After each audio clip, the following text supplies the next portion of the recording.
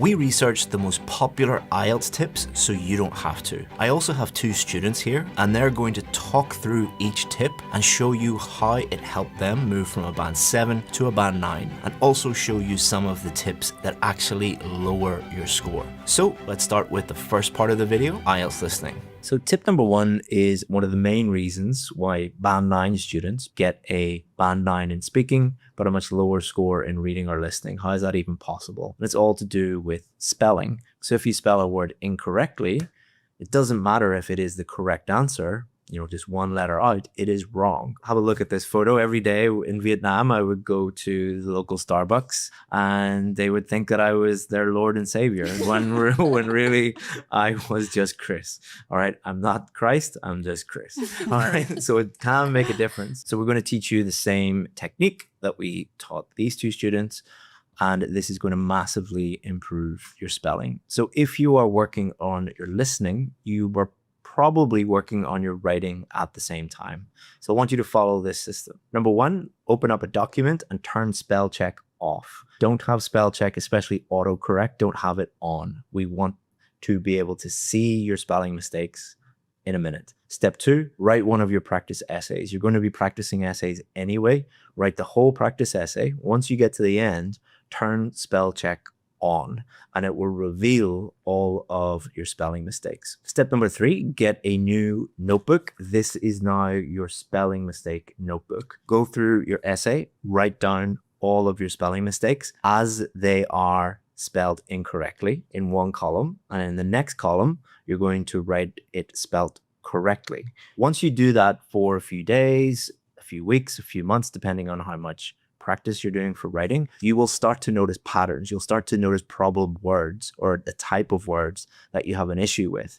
And then you will be able to easily spot those and spot, oh, I might spell this incorrectly, and then spell it correctly on test day. The next tip is about paper-based versus computer-based. Some students prefer paper, some students prefer the computer. Luckily, both students have done both. So we're going to talk about the pros and cons of each, and then you can decide which one is right for you. So Priyanka, you've done both.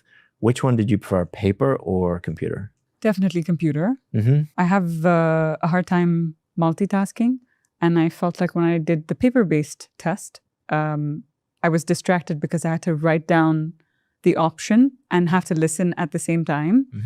But with the computer-based test, I could just click. As soon as I heard what I wanted to hear, I would just click and it made it simpler, less distraction. Which one did you prefer? I prefer the computer test because I feel like it comes more natural to me to be listening and answering at the same time instead of looking at the book and then listening and then reading and then looking for the answers. I think that's a lot more distracting and it's overwhelming at the same time and it wastes a lot of time from me. When I did the test, so I've done the listening test, I've done the paper-based test and the computer-based test, I get distracted easily. And the good thing about the computer-based test is you get headphones mostly all the time. Paper-based, sometimes it's headphones, sometimes it's just a recording on speakers. But I find with speakers, there was people coughing, the audio wasn't that good, the sound in the room wasn't that good. Whereas with the headphones, you could just totally focus and lock in. Like, I'm not going to lose marks because of my English ability, but I will lose marks because I'm just distracted and I start thinking about something else. So not really related to English skills or listening, but again, anything that can help you. And I think the computer-based test does help a lot of people who, like me, get distracted easily. So if you get distracted easily, you don't like multitasking, and you prefer to look at a screen than a page, I would recommend computer-based. It is not automatically going to massively boost your score, but it will reduce stress, reduce distractions, and help you get the best possible score for you. But it's not a magic trick that's going to boost your score by 2 or 3 bands or anything like that. But if you do have to do a paper test, I would highly recommend using a pencil, because if you make a mistake, you can just erase it. If it's with a pen or anything else, you can't cut it out. So absolutely agree. It sounds like a silly question, should I use a pen or a pencil? What has that got to do with your English level or your listening skills? But just tactically, if you make a mistake with a pen, students get very flustered and they're like, oh, it's so messy and I don't know how to correct it. Or with a pencil, you can just easily correct it and put in the correct answer and move on. Remember, during the listening test, the recording will just keep going. So if you've made a mistake and you're worrying about like, how am I going to correct this in pen, you might lose your place and then the whole thing is messed up. So it's not just listening skills, not just English skills. You have to be tactical as well. Another very common question we get is all about tip number 4, which is, can I write all in capital letters? A lot of students email us and ask, should I just use all capital letters or some capitals and the rest normal letters? Like, which one? So before you started working with us, what were your thoughts about this question? Because I know you had this problem before. I did actually. I didn't know the answer to the question, and I was struggling at that time, and I was so confused if I should use capital letters or small letters, and I wasn't focused on the test instead. So again, this is one of those things that's not really anything to do with listening skills or English skills, but it's about focus on how many things your brain is thinking about on test day. Remember, during the listening test, you only get to hear it once and it just keeps going. So it's as much a focus test as a listening test. And anything that can improve your focus is going to be good. One of the things that we can do to improve people's focus, we'll talk about more later on in the video, but it's just reducing the number of things you're thinking about. So like you, if you're going into the test thinking like all capitals or not, or what's the rule, you're thinking about that instead of doing what you're supposed to be doing, is thinking about the actual listening, looking at the questions and focusing on that. So what I would suggest to people is take the advice that we gave Isha, is just write it all in capitals, make that decision and remove that thought process from test day. So just write it all in capitals. That means that you're going to be absolutely fine and you don't have to be worrying about it on test day. And try to do as many of those things, which just removes all thought processes from that decision, or removes all decisions, or removes all worries, and then you can focus on one thing at a time. Is it actually fine to write it in all caps? Yeah. Oh. Like for example, London has to have a capital letter at the beginning, and if you write London small case, it's wrong.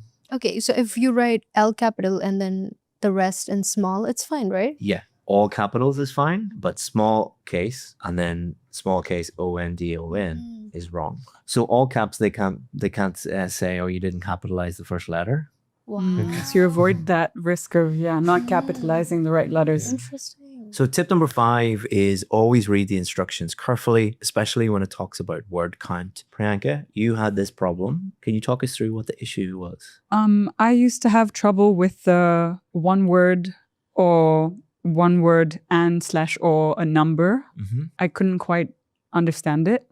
But then once I learned how to work around that, it made it a lot easier. Yeah. So we're going to teach the audience the exact same technique that we taught you, and it's going to be super easy once you understand this. So before we show you that technique, it's just important to tell you at the beginning that every word counts. So for example, airport isn't 2 separate words, that's one word, but the airport is 2 words. So some people think the or a or an, like articles, don't count, but the airport would be 2 words. The only exception to that rule is hyphenated words. For example, examiner, hyphenated, that would be 1 word. So all words count, but be careful with hyphenated words. That is 1 word. So what we're going to do is I'm going to teach you exactly the same thing that I taught Priyanka. So we're going to create a cheat sheet, and that just makes it super clear so that on test day, you know exactly what you're going to do. So Priyanka, where are you from? India. Okay, write that down. How many words? 1. Okay, write that beside it. 1 word. Which city are you from? New Delhi. Okay. And how many words? 2. Okay, write that down. So which terminal did you fly out of to be here today? Terminal 2. Okay, so you both created your little cheat sheet. So the good thing about this is it's personal to you. So you have like where you're from, the airport you flew out of, your address, your high school. People at home, just write 2 or 3 things that are very personal to you. One with 1 word in it, one with more than 1 word, and something with like a number and words in it, like an address, or we had terminal 2, like an airport, something like that. And then what you can do is you can go through these questions and you can test using the instructions which ones would be right and which ones would be wrong. So for example, 1 word and or a number. So Mumbai, is that 1 word and or a number? Would that be correct? Yeah, it's 1 word. New Delhi, would that be 1 word and or a number? No. Why not? It's 2 words. Yeah, it's more than that. What about terminal 2, 1 word and or number? Would that be correct? Yes. Okay, good. So for this question, it says 1 word only. If you wrote Mumbai, would that be correct? Yes. What about Billabong High School? Would that be No. correct? Mm-mm. No. What about New Delhi, correct? Mm-mm. India? Mm-hmm. Okay, good. So by personalizing it, you're removing all of the confusion and making it super simple. So try that at home and it should make it much, much clearer. As a thank you for watching the video, I would like to offer you our free ebook. It's more than 200 pages and it's called the Complete IELTS Preparation Guide. It includes all the strategies you need, including all of the IELTS listening strategies for every type of question. If you want that, all you have to do is go to the description, click on the link, and we will send it to you for free. Tip number 6 is probably the most important one. It sounds super obvious, but it is the most important one for a reason. And it is, your job is to find the correct answer. Now you might think like, of course that's the correct answer, but most students don't do that. They think that they have multiple jobs on test day. So let's talk about that. During the test, you had a big problem. What was your problem that you had on test day that stopped you finding the correct answer? I couldn't understand what some of the words mean, and that put me in a lot of I wasn't sure if I was writing the right answer because I was too focused on finding a meaning of these words rather than actually looking for the answer, which was wasting a lot of time. Good. And did you have the same problem? Yeah. If I didn't understand even one word, I would feel like I'm not understanding the complete context of what I was reading. So even the rest of it that I would understand would be compromised because I didn't understand that one word. Yeah. So this is why I say your job is to find the correct answer. The listening test is not a test of can you understand every single word in the recording. When you move to a foreign country, there will be multiple words that come out of people's mouths and new slang and new idioms and things like that that you've no idea what they're saying. So it is testing your ability to cope with that, to find the correct answer, even though there are some words that you don't understand. And if I listen to the IELTS listening test, there's some words that I don't understand, and that's fine. There will always be new words. But what we're going to teach you and what we'll teach people at home is how to cope with that, how to cope with unknown words and still find the correct answer. Okay, so there's 2 strategies that we taught these students, and because they were struggling with the same problem. First strategy, how did you deal with when you heard an unknown word?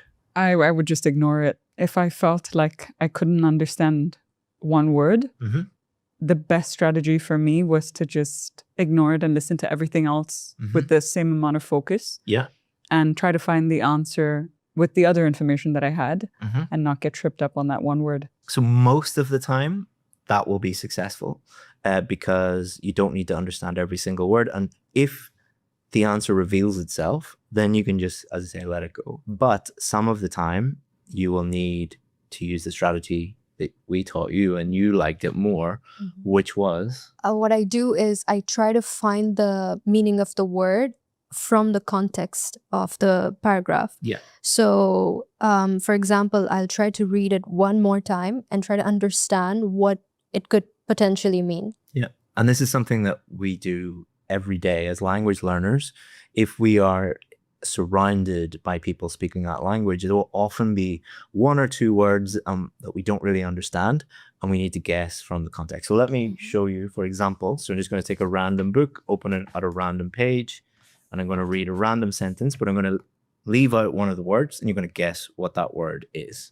So, contrary to popular and behavior, conflict is not a bad thing for a team. Belief? Wisdom. It's the same thing. What you believe, wisdom is what you understand about your knowledge. So yeah, very, very close. But if you put contrary to popular belief and behavior, conflict is not a bad thing for a team, would it change the meaning of the sentence? No, pretty much the same. Absolutely not. Yeah. But you would understand the meaning. Yes. And for a listening test, if that sentence came up and you're like, wisdom, I don't understand what wisdom is. So you could guess what it means. It means understanding, knowledge, what people believe about it. So this is a really important skill to develop because it not only makes your listening tests much, much easier, it will improve your vocabulary at the same time. And vocabulary is important for speaking and writing, but it's also important for reading and listening, because the wider your vocabulary, the more you'll be able to understand in the reading and the listening. So it's super important that you do this, and you can do it by doing things that you love. So pick reading or listening. If you struggle with listening, I would recommend listening, but pick something you enjoy doing. So that could be a podcast about, for me, business. For you, it would be serial killers. Serial killers. Yeah. For you, that would be spirituality. So I'm sure there's 100 different podcasts on spirituality. There's probably 10,000 on serial killers, and there's a few on business. So what you would do is listen to that, obviously in English. So you're going to be enjoying yourself while you're doing it. But every time you hear a new word, it's important to not look that up immediately in the dictionary. What you should do is think about, what does that word actually mean? Think about it first. You could write it down on a piece of paper. You could have a little notebook with you. Then listen back. So listen back to that sentence or that paragraph and try and guess the meaning of that word. Only then, once you have guessed, look up the word in the dictionary, and what you will find, it is as often exactly the same or very, very close to what you thought it was. So this is going to massively improve your vocabulary and improve your listening at the same time, whilst you're doing something you would do anyway, because you're going to be listening to things about serial killers. You're going to be listening to spirituality anyway. So you may as well improve your English skills at the same time. And that's what you guys did. Yeah. And it develops your skill to, or your confidence to be able to figure out when you do it 10 times, you feel more confident to find the meaning of a word from the context, because you've done it already and you're like, what could that mean? Yeah. You know, so especially if you're moving to an English speaking country and you're working in that job, some bosses are lovely, but some bosses don't care that English isn't your first language, and they will say it once, and if you don't get it, then you might get in trouble with them. So it gives you that confidence that even if someone in my work, or maybe you're dealing with a client and they say something you don't understand, you could just rely on that skill. So it's not just improving your listening, your vocabulary, but your confidence as well. So, and one thing I used to struggle from is I used to not be able to remember the meaning of that new word that I learned. So there's this trick that I use. I try to mentally explain it to a child, and as if like I'm explaining to them what it means, and that's how I remember it forever. Perfect. Yeah. That's really, really good. Because if you can explain something to a child, you can explain something to anyone. And then it sticks by you always. And for bonus points, get yourself a new notebook. So you have a spelling notebook and you have a vocabulary notebook, and record all the new words and add any details that will help you remember it. Not just meanings, but some people like pictures, some people like full sentences or like funny sentences, or some people like synonyms. So a list of synonyms or antonyms, the opposite to that word. I like that for some, I don't know why. Maybe it's how my brain works. I like to know what is the opposite of that word, and that helps me remember it. And then do things like create a story with it, or you might be, when you're practicing your essays, try and include some of those words so you're actually using it. There's a huge difference between words you know and words you know how to use. Using them is going to massively, it's basically moving words from your passive vocabulary, words you know, to your active vocabulary. I don't know the exact numbers. Maybe someone in the comments can tell me, but I think it's like people know 10 times the number of words in their passive vocabulary compared to the words they can actually use in their active vocabulary. Really? Yeah. For example, if we got, like, none of us are medical professionals. If we got a medical textbook, we would know most of the words in there, the technical jargon, medical terms, but we wouldn't be able to use most of them in a sentence properly. Like right. I know what that means, but then if we tried to use them properly in a sentence, we'd sound really silly to a doctor. Yeah. And the same with anything. So it's really important that you do that. But another little tip in the speaking test, I know this isn't a speaking, but try to steer the conversation to topics that you feel very confident about. So if you're a doctor, try and steer it towards medical discussions, because you'll be able to use very impressive vocabulary from your active vocabulary. Tip number 7 is to prepare your answers before you hear the recording. So when you are doing the test, you will have a few minutes normally to look at the questions like these ones here and prepare your answers. So what do I mean by that exactly? There's certain techniques you can use that massively increase your chances of getting the correct answer and reduce stress and reduce the biggest fear that a lot of people have in the listening test, which is getting lost. So it helps manage that. And I actually tested this on myself. What I did was I did 2 listening tests. One, I didn't look at the questions and I didn't prepare any of the answers, and I just did it kind of blind in that way, if that's the right terminology. Another one, I did it normally. I prepared the answers and I got a band 7 the first time and a band 9 the second time. So it shows like a native English speaker would even struggle if they don't prepare first. So think about that from your perspective. How many bands are you losing because you're not preparing for the questions coming up? Okay, so we're going to work on this question together. We're going to think about how we would use this technique of preparing before you hear the recording, what we would do. So the first thing that we would do, what's the first thing that we do when we see this question? The type of question. Yep, that's important. But if you look at it and think, this is this type of question, you can automatically think, okay, I need to use this strategy, or this is this type of question coming up. So that's the first step. So the second thing we would do is Read the instructions. Why is that important? Because it's going to give you essential information, the do's and don'ts, and what you have to make sure to get right. So the first thing we would say here is complete the sentences below, so we know our job. So it's telling us exactly what to do. That might sound super obvious, but on test day, when the recording's rolling and you're under stress, people just don't know what to do. So just like focus in on that, complete the sentences. Okay, the next thing, no more than 2 words. What does no more than 2 words mean? 2 or less. Exactly. Okay. So would 1 word be okay? Yes. Would 2 words be okay? Yes. Yeah, so it's only 1 or 2. So now we know what question is coming up. We know exactly what to do, and we know how many words or numbers we need to write. So we're preparing ourselves that way. What's the third thing you should do? Understand the context. So what are the words? What do they mean? What's the basic general gist? Yeah, like all human brains need context. So if I say one thing in one context and one thing in a different context, it means completely different things. Yeah. So we need to understand the context. So if we have a look at this one, if we look at all the sentences, so we have natural gas, we have source of electricity, carbon output, solar, nuclear power plants, Bill Gates. So what's the context of this? What topic are we talking about? Energy, sustainable energy, fuel. Yeah. Energy, renewable energy, non-renewable energy, yeah. all of those different things. So we're preparing our brains for this, and our brains can make better sense of everything if we understand the context. So the fourth thing that we should do to prepare, what type of word it is, if it's a noun coming up, or adjectives or verbs. Yeah. So let's look at this second sentence. The source of electricity, which has a carbon output lower than solar something. Solar energy? Yeah. Yeah. Oh, So simple. energy is a noun. Yeah. Or if we look at this one, the only form of energy less popular than nuclear is, what type of word is that going to be? It would be not a verb, not a noun actually. Yeah. Yeah.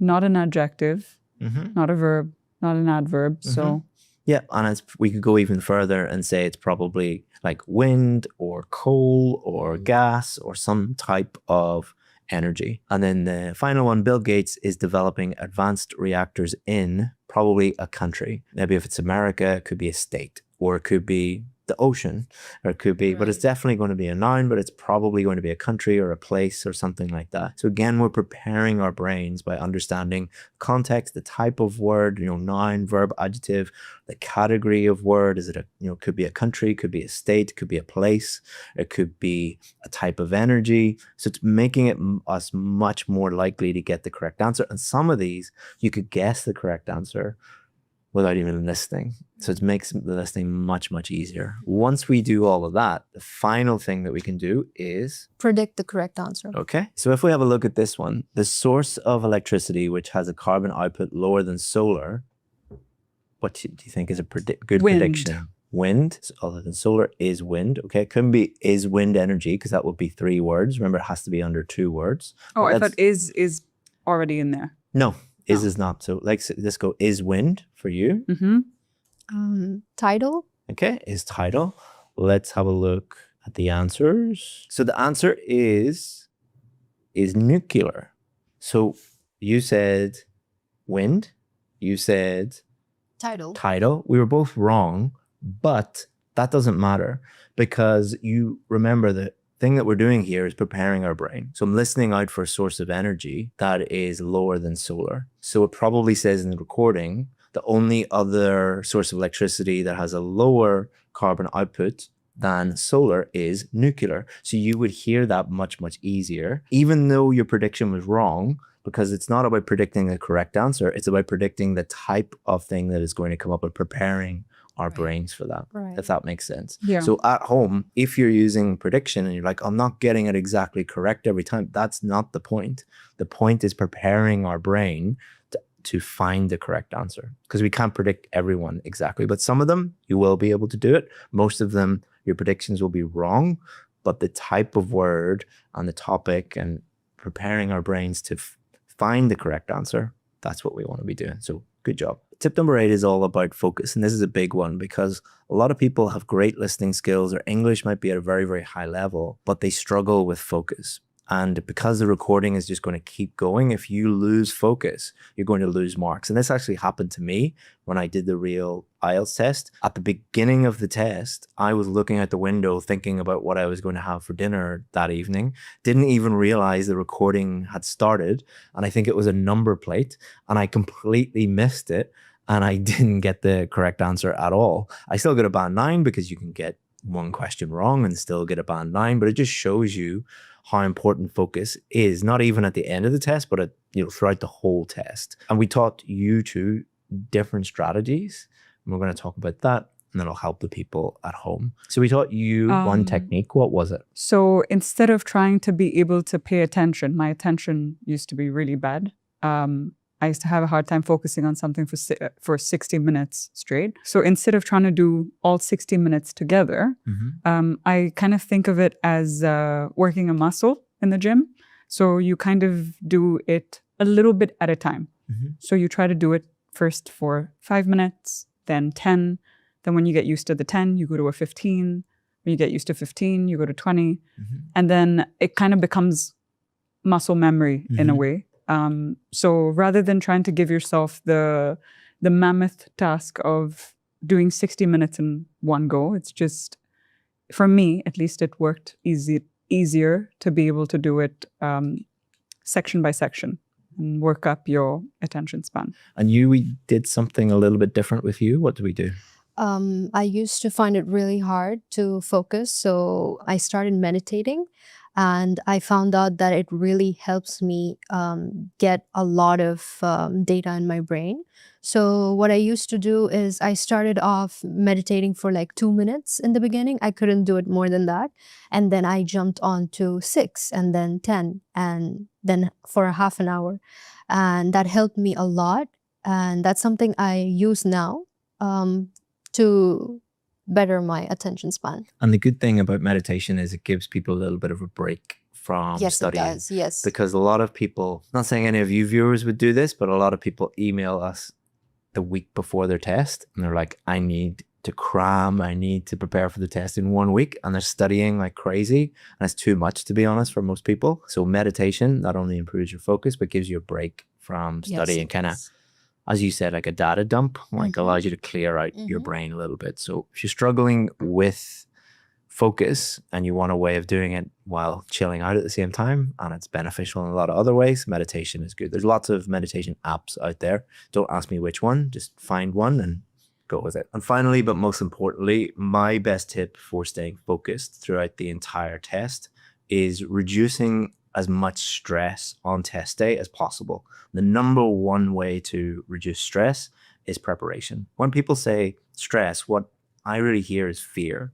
They have fear that they're not going to do well, are you so fearful? Because deep down, you know you haven't put the work in and you're not prepared. But when I go and do the test, I know that I've done the work. When my VIP students go and do the test, we know that they've done everything that they can. The best way to do that is understand the different questions, understand the strategies for the different questions, and download the PDF. It has all of that for you. Tip number 8 is called the shark strategy. So some species of shark need to keep moving, and if they don't move, water doesn't go into their gills, they don't get oxygen, and they die. They literally need to move in order to survive. This is exactly the same in the IELTS listening test. You need to keep moving in order to get one of the higher scores. If you stop, you lose focus, or you focus in on a question or focus on a word you don't understand, and you stop following the recording, you're dead. So you need to keep going and you need to follow the recording. Tip number 9 is a really surprising one that I didn't think most students would have a problem with. But when we looked at your answers, you had that problem, which was some of the questions you didn't even have an answer for them. And surprisingly, some of the multiple choice ones you didn't have an answer for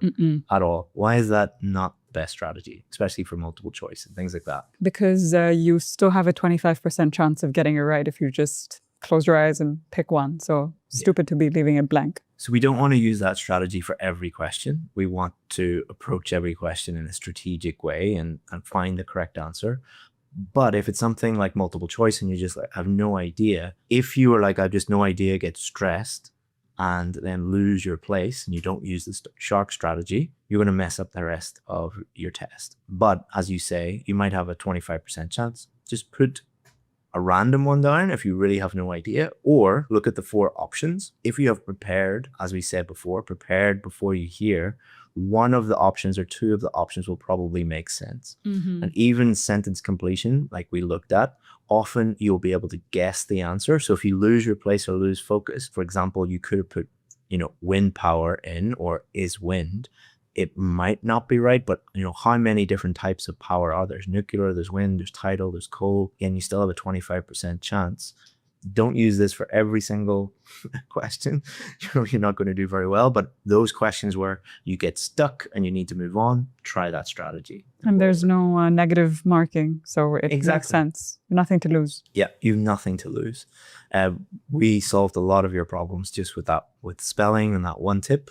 And then everything became much, much easier for you. And then the last tip is all about accents. This is something that you had a problem with because some of the accents on the test, you were unfamiliar with them. So on test day, you might hear not just English accents. I think a lot of you listen to like the received pronunciation English accent, the BBC News accent, but that's not real life. A tiny percentage of people in the UK actually speak like that. Some of them speak like me from Northern Ireland. You might get a Scottish accent on the test. You might get a Welsh accent, a South African one. There's multiple different American accents, Canadian accents, Australian, New Zealand. You need to familiarize yourself with those. You don't need to be an expert on them. You just need to kind of tune into it. And how did you overcome the accent problem? I used to watch a lot of news anyway, so I tried switching it to different countries. And I would watch their news in different accents, and also podcasts helped me a lot. I listened to them anyway, so I would try to look up channels which are from different countries, but they're speaking in English.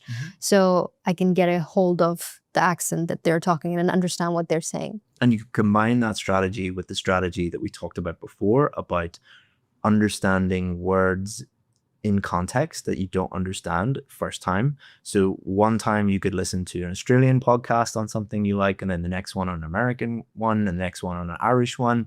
So you're listening to something you enjoy listening to, you're improving your accent recognition, you're getting familiar with those different accents, and you're improving your listening skills and your vocabulary all at the same time. So podcasts are your best friend. So now you understand which tips and strategies to use for listening. The next part of this video will cover everything you need to know about the different tips and strategies for reading. Which ones improve your score, which ones will lower your score. We're going to take you through everything step by step. Tip number 1. 1 strategy or 11 strategies. So when you open the book and you're looking at the different questions, should you have 11 strategies or 1 strategy for each question? I think 1 strategy, just to keep it simple. Maybe 11 different strategies, even if they're slightly different, so that you can have a different, unique approach according to what the question is. And you can adjust and play along depending on what you're being asked. Let's see who's right and who's wrong, and we'll help everyone watching at home. So let's look at each of the strategies in a little bit more detail, and we'll find out what's like IDP and the British Council have to say. So if you type in to YouTube, IELTS reading tips and tricks, the first video that comes up, their first tip is the most important one. And their first tip says, understand the 11 different question types. So it doesn't say which strategy to use, but it says that it's important to understand the different question types. And this is totally true. So there's many, many different question types. And often students, like strong students like yourself, who are very, very good at English, maybe get a band 9 in speaking, sometimes they can go and do the real reading test and they can mess it up because they're like, what is true, false, not given? What is matching headings? Normally people are used to like multiple choice or comprehension. These are completely new to them. So you should definitely familiarize yourself with the different types of questions. On the other end of the spectrum, there's this video with millions of views. And what it says is, I first read the question and then I start quickly reading the text, not paying attention to any detail. And when I feel okay, the answer is somehow here. I slow down, I carefully read the sentence. I read the second question, I resume reading the text. And this strategy allows me to finish my reading section much more quickly. And this is probably the more common advice that you'll see on YouTube, and especially on TikTok and Instagram and things like that. Normally what you'll see is a video saying, use this one killer strategy, and it will magically answer all of the questions. Which one is actually true? And if we summarize that strategy, so it was quite vague what they said. Basically, most of these one strategies is skim, so read quickly, then scan for the general location, find generally where it is, and then read that area carefully, find the correct answer. Okay. Sounds very simple, and normally I like simple things, but is it actually correct? Does it actually help you find the correct answer? Okay, so what we're going to do is you both have the same matching headings question. So I've given you this strategy, which is the one strategy that you can use for any question. And I've given you matching heading strategy. I'm going to try you first, see how effective it is. So what I want you to do is go to section A. So down below, section A. And I want you just to skim it very, very quickly. All right, so I'm going to give you 10 seconds to skim it.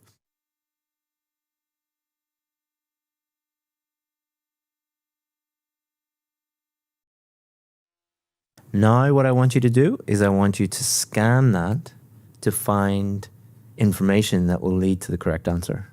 I'm going to give you 20 seconds to do that.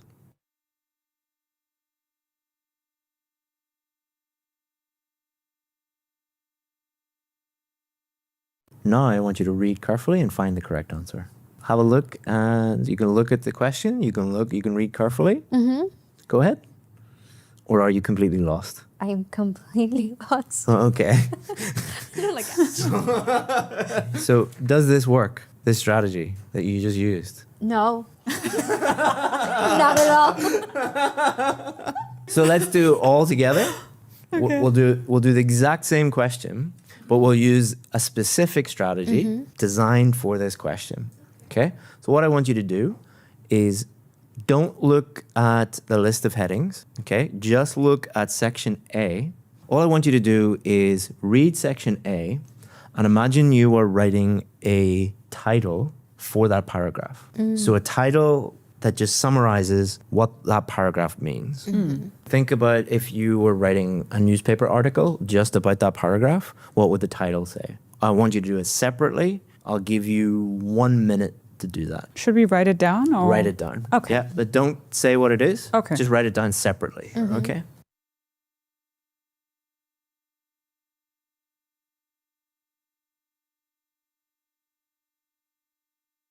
Done? Okay, can you read yours? Yeah.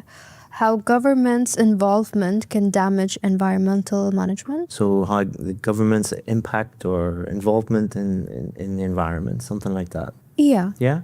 And yours? Similar?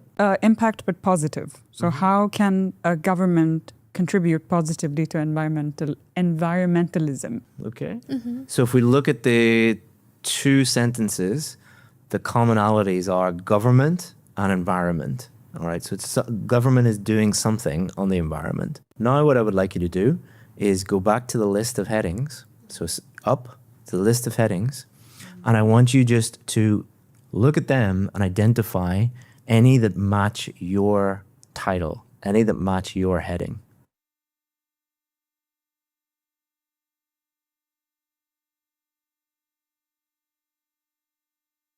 Go up the page until it says key to sample task. What did you get? 5. What did you get? Woohoo!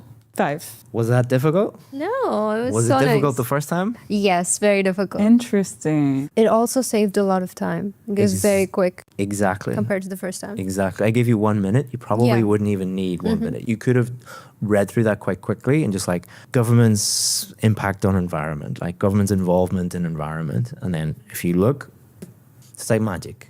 There's not much magic in the IELTS test, and I don't believe in magic tricks, but that's as close to a magic trick as you're going to get. So if we have a look at what the British Council say about this, they don't talk about having separate strategies, but if you look at the British Council website, on there you'll find teaching plans made for teachers, all created by very, very experienced British Council teachers. And the interesting thing about this is they have separate lesson plans for each different type of question. And that's exactly the way we taught at the British Council. We would have a lesson for matching headings questions and a lesson for true, false, not given, and a lesson for comprehension questions, because it's testing different skills and requires a different strategy. And it actually states on the British Council website is that each question is testing different reading sub-skill. So the skill that particular question was testing was, can you look at a paragraph and understand the general main idea of it? Like when you're reading a newspaper, most people don't read every word. They just look through it. Okay, that paragraph means that paragraph means that, quite quickly. That's what it's testing. And this is backed up by the Cambridge website. And Pauline Cullen, a very famous and well-respected IELTS teacher and author, and she says every question has one clear purpose to force you to use specific reading skills. In other words, each question is forcing you to do different things, so you need a different strategy for each type of question. As a thank you for watching this video, I want to offer you our free ebook. It's more than 200 pages of our best strategies. It also includes reading strategies for every single reading question. If you want that, all you have to do is go to the description, click on that link, and you can download it for free. So again, am I attacking teachers? No, I'm not attacking anybody who teaches this, all right? If you are one of the teachers who teaches this strategy, think about why you're doing it. Students love simple strategies that cut down on time. This is why you'll find it on things like TikTok and Instagram, because people just want, quick fixes. Try to balance what your students want and what they need. What they want is to make everything as simple as possible, and I'm a big believer in making things as simple as possible, but only as possible. It's impossible to make these as simple as this. You need to be a little bit more complicated. But if you find a strategy anywhere on the internet, always test it in the classroom with students, just like I did. So that was a very quick demonstration of you could get this one strategy, test it with your students, and they're going to be completely lost, and then use a different one and they find the answers pretty easily. Which one wins? Base it on real student results that you're with students in the classroom. But maybe I just got lucky and it only works for matching headings. What about a more difficult question like true, false, not given? Let's see if it actually works there. So that brings us on to the second tip for reading.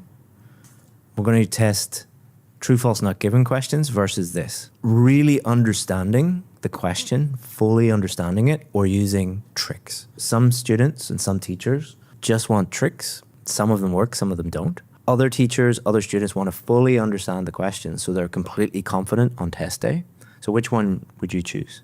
I would say understand. Okay, why? Just a more bulletproof approach. If you understand it, it's harder for you to go wrong than if you blindly follow a trick and it takes you down the wrong road. What about you? I really like the way you taught us a trick for the last question. I think if you can give us something similar for the true or false and not given, it would be really nice. Okay, so let's see which approach is actually correct. So if we go to one of the most popular YouTube videos on true, false, not given. Her approach is to help students understand the difference between true, false, and not given. So what she says in the video is, if it is true, the statement agrees with the information. If it is false, the statement contradicts the information.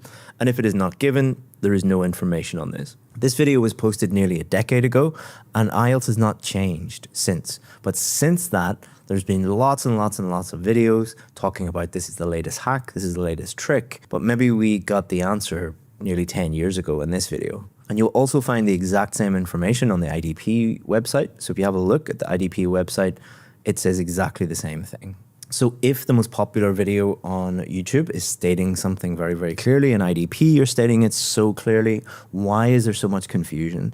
True, false, not given is probably the question that we get the most emails about, just saying like, I have no idea, I really fear this question. And it messes up a lot of people because they get very stressed out. And they're like, if I get one of these questions, I'm going to fail, and that can actually cause failure in itself. If you put into the search bar, IELTS reading, true, false, not given, tips and tricks, the titles of the videos that come up, if you have a look, what do you see? You see magic way, magic tricks, true tips, secret tips. This is why there's so much confusion, because there's so much information. And I'm not saying any of those videos are right or wrong, but they all contradict each other, and there's so much conflicting information. So students get even more confused when really the correct answer is understanding the difference between true, false, and not given. And I'm going to show you very easily how to understand the difference between true, false, not given in a second.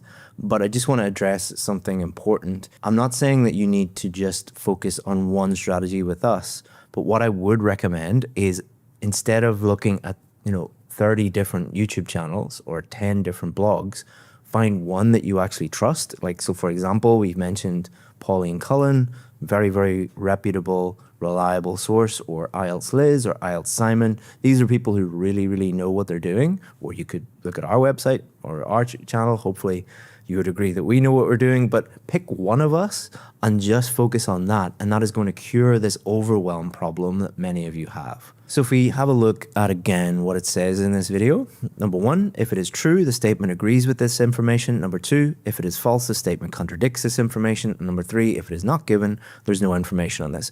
When we tell students this, they like look at me kind of blank the way you're looking at me right now. And the way that we overcome that is we personalize these statements. So we get them to create like a little personal fact sheet, and then they create true statements, false statements, and not given statements. This helps people truly understand it. So we're going to do this with both of you. So what I would like you to do is, on the piece of paper, I would like you to write name and write your name. Nationality. City of residence, your age, and your profession. Now, based on this, I want you to write a true statement about yourself, a memorable true statement about yourself. If it was me, I would say Chris is a citizen of Ireland. That is a true statement. Or Chris is a teacher. Many people will disagree with that.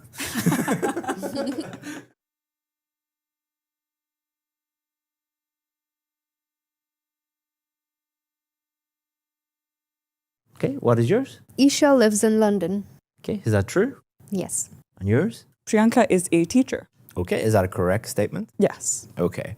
What I want you to do now is write a false statement that somebody could look at the fact sheet and say, this is false because it contradicts what is in the fact sheet.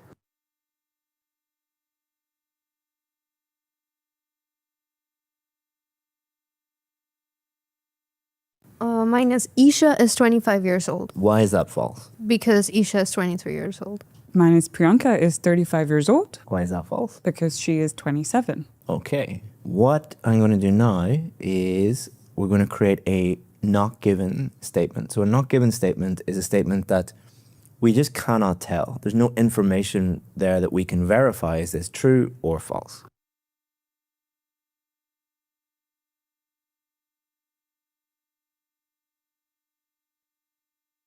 So looking at your fact sheet, could someone look at the fact sheet and then look at that statement and say that's true or false? Did you live in West London?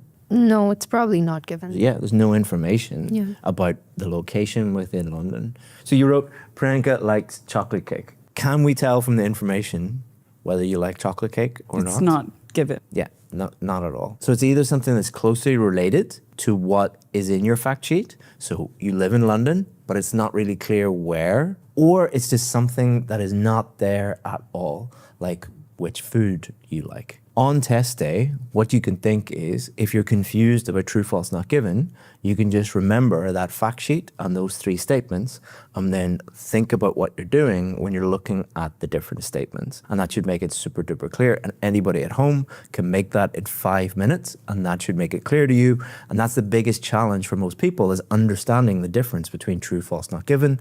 And that little fact sheet technique removes that biggest problem and makes it much easier. These strategies are great, but my problem is that I can't finish the test on time. Yep, that brings us to our final tip, Okay. which is skimming and scanning, or use a strategy. All right, so a lot of people use time management tips that are all around skimming and scanning, and then other people use strategy to make sure that they get everything done on time. So we're going to compare both of these and see which one is the winner. So skimming and scanning, they're skills. They are reading skills. Skimming is reading quickly to understand the general meaning, and scanning is like if you go to the cinema, you don't read every single time. You scan, okay, where's Superman? Okay, what time? 5 p.m. Okay, you didn't read every single movie. You just find a keyword, and that finds the location of where you want to go. Same with reading the phone book. You don't start with A.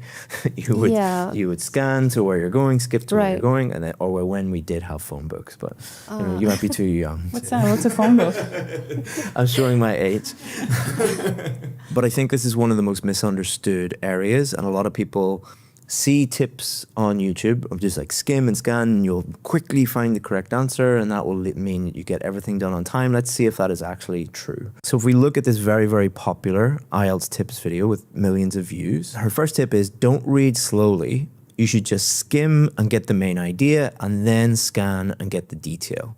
And then she also says don't spend too much time reading the passages. You'll find this again and again and again. Just skim, scan, find the correct answer. All very quick, all good, but is this actually the case? So if we go to the IDP website and look at an article there called How to Skim and Scan for Keywords in Your IELTS Test, it states, in order to help you decrease the amount of time it takes to complete the reading section of the IELTS test, you need to practice using skimming and scanning techniques. So far, so good. IDP says that these are skills you should be using, but what they're saying is they're just tools. And like any tool, you can use a hammer or a saw, but if you use it incorrectly or use it the wrong way, then you might be in trouble. Like you can't use a hammer to cut a piece of wood. You can't use a saw to hammer in a nail. So you need to think about them a little bit more strategically. Like, when do I use skimming and when do I use scanning? So if we go back to Cambridge, the Cambridge website, Pauline Cullen's article, she says every question has one clear purpose: to force you to use specific reading skills. So telling students, don't read slowly, just skim, and don't spend too much time reading the passages, is actually poor advice. It ignores the most important skill, which is actually close reading, or some people call this reading for detail. So not skimming, not scanning, actually finding the correct answer or where the correct answer might be, and really reading in detail and taking the time to fully understand that. That's why a lot of students use skimming and scanning but still get lost, because your job at the end of the day is to find the correct answer, not to just get through things as quickly as possible. So which one is the winner? Should we just skim and scan and try and do everything as quickly as possible, or should we use strategy? Strategy. Why? Always better to understand something than just try to skim and do it focusing just on time. I agree with her. And the other thing that you might not think about is, okay, skimming and scanning sounds like a shortcut, but what happens if you get lost on a shortcut? It turns into a long cut. So by trying to do things quickly and use magic tricks and magic hacks, you can get lost in the reading. Like we seen at the beginning of the video when we tried that technique with you, Yeah. you were just completely lost. So by trying to give people shortcuts, you can often create long cuts. So anything that doesn't focus on helping you find the correct answer, even if it is quick or fast or helps with time management, doesn't actually help in the long run. Understood. So now you know which tips and strategies to use for the listening and reading test. The next part of this video covers speaking. We will do it with the same Band 9 students, and we will show you exactly which speaking tips and strategies improve your score and which ones lower your score. Let's start off with one of the most popular speaking tips. I want you to watch each of these students start the test and think about what tip they might be using. Welcome to the IELTS speaking test. Please sit down. Hi, how are you? My name is Priyanka Bhatia. Very nice to meet you, Chris. I was really looking forward to coming today. You have a really nice examination hall. Is that what you call it? Let me give you my ID. How's your day been so far? Not bad. Would you like something to eat or drink? Let's start. You look the exam. amazing, by the way. I really like your shirt. Okay. Your haircut. Okay. It's so good. Thank you. Welcome to the IELTS speaking test. Please sit down. May I see your ID, please? So did you spot the tip? If you go online, you'll find thousands of tips on how to greet the examiner. But does greeting the examiner actually improve your score? Does it affect it in any way? So guys, if you look at the guidance from IELTS, it talks about part 1 and what happens in part 1. So the examiner will ask you about yourself and general questions like work, family, studies, things like that. But before part 1, you have to come in and you have to talk to the examiner. They'll just ask your name. They'll ask to see your ID, and this is where you will greet the examiner in some way, maybe a little bit differently to how you just demoed it. Yeah. But that's when you will greet them. But the most important thing to know is you're not being assessed at this point. We call this part 0. So you have part 1, part 2, part 3. Part 0 is when you come in, you talk to the examiner for the first time, they look at your ID, they ask your name, all of those things, but the exam has not started yet. It's really important to understand that. But many people online think that what you do in that first part actually does improve your score. So let's see what the official IELTS website and the official sources have to say about it.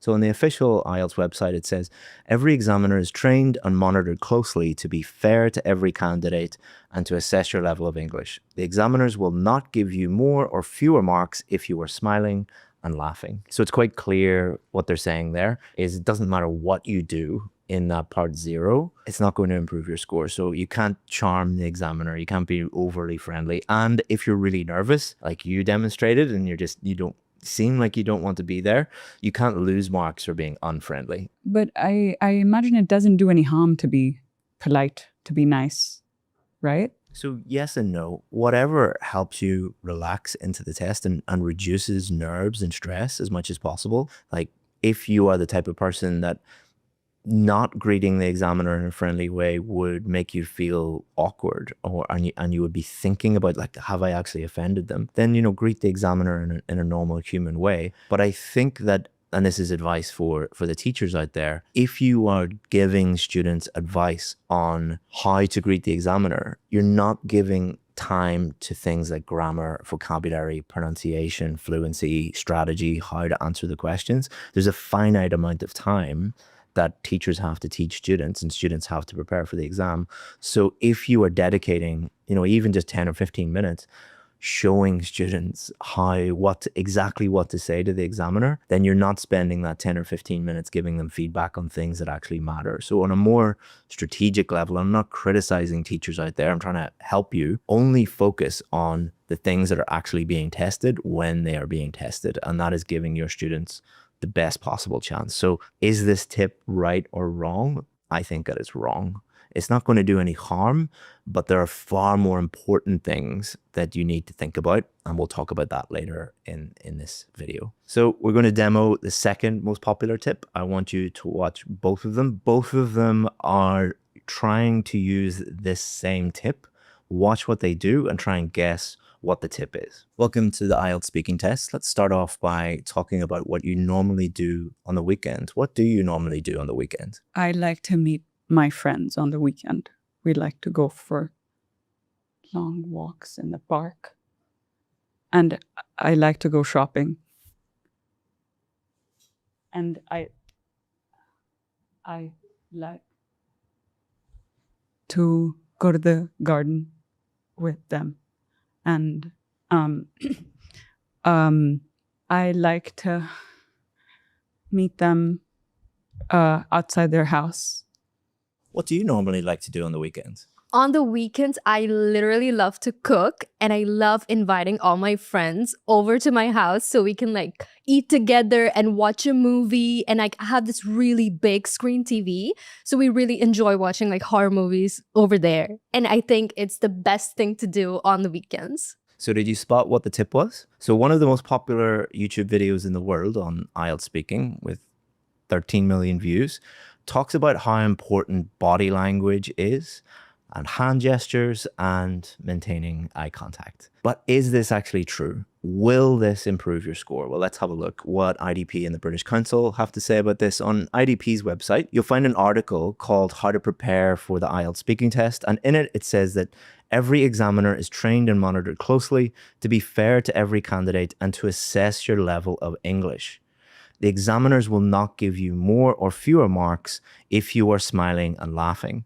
It is best to relax as much as you can and communicate in a natural way. So what it's saying there is, and this is consistent with examiner training, what they train the examiners on is grammar, vocabulary, pronunciation, fluency. What comes out of your mouth, not really your hand gestures, your eye contact, your body language. But some people think that, you know, body language does have an impact on those things, that it can improve pronunciation, fluency, grammar, vocabulary. Is that actually true? And I found an interesting article on the IDP website called 9 Myths About the IELTS Speaking Test to Debunk.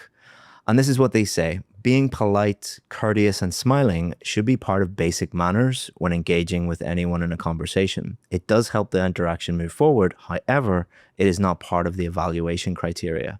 You should not worry about being overly polite, but focus on the conversation and topic at hand. We can also look at this video by the British Council where it says students are not assessed on appearance or body language. But if you have confident body language, isn't it going to help you speak more better?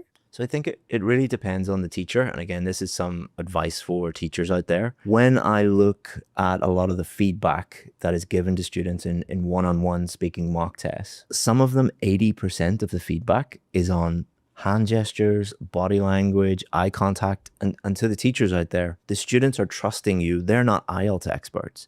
So if you do a mock speaking test with them, or in the classroom, you're giving feedback and you're talking about those things, the students will automatically think these are important and they will focus on them. And then they will not focus on the really important things, which are grammar, vocabulary, pronunciation, and fluency.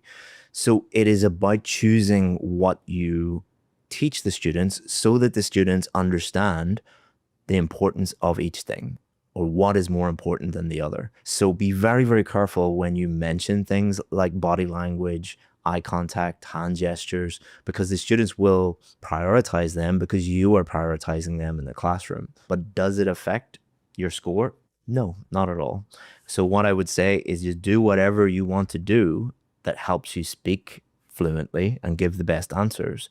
But do realize that 100% of your score is based on the official marking criteria, and IDP, the British Council, say that it doesn't matter at all.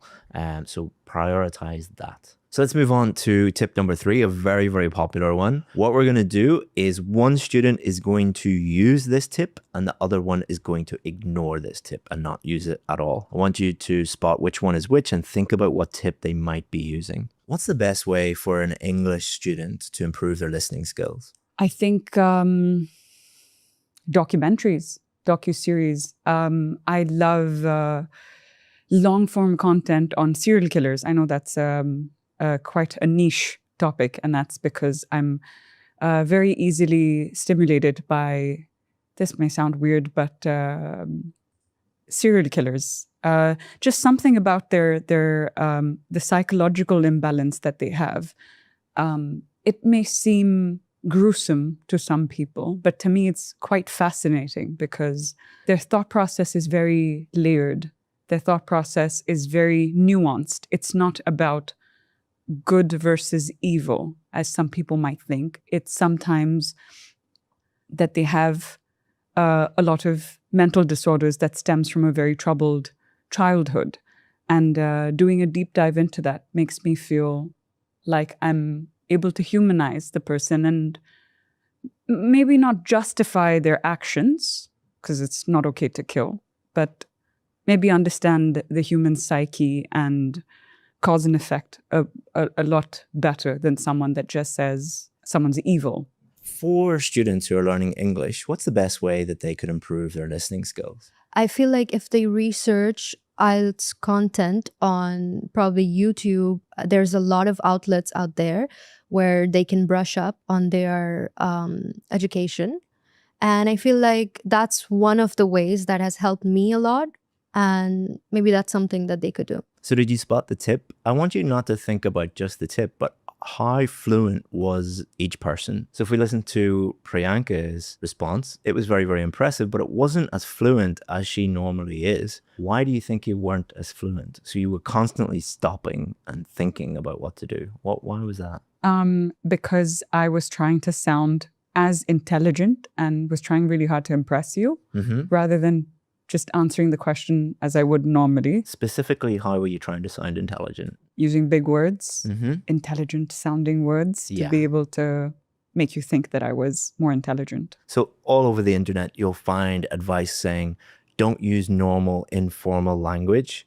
Just don't use normal everyday language. You need to use more formal, more academic type words, and that is going to improve your score. Let's see if that is actually true. So if we go to the British Council website and have a look at an article there called IELTS Test Format Explained, it states the content of the IELTS speaking test is the same for both the IELTS academic and IELTS general training test. So academic is what university students in general would do, and the general training test is for everybody else. They just want to move to a new country, so it's not like an academic test. So what does that say? That says that the speaking test is for both exactly the same. So it's not like one is, the academic test requires academic language and the general training test requires more general language. That's not what it's saying. It's saying they're exactly the same and they're assessed in exactly the same way. But let's have a look at what IDP say. In a very interesting article on the IDP website is called Formal and Informal English on IELTS. And it starts off with, you want to get band 9 in IELTS? You might think the above sentence will give you a low score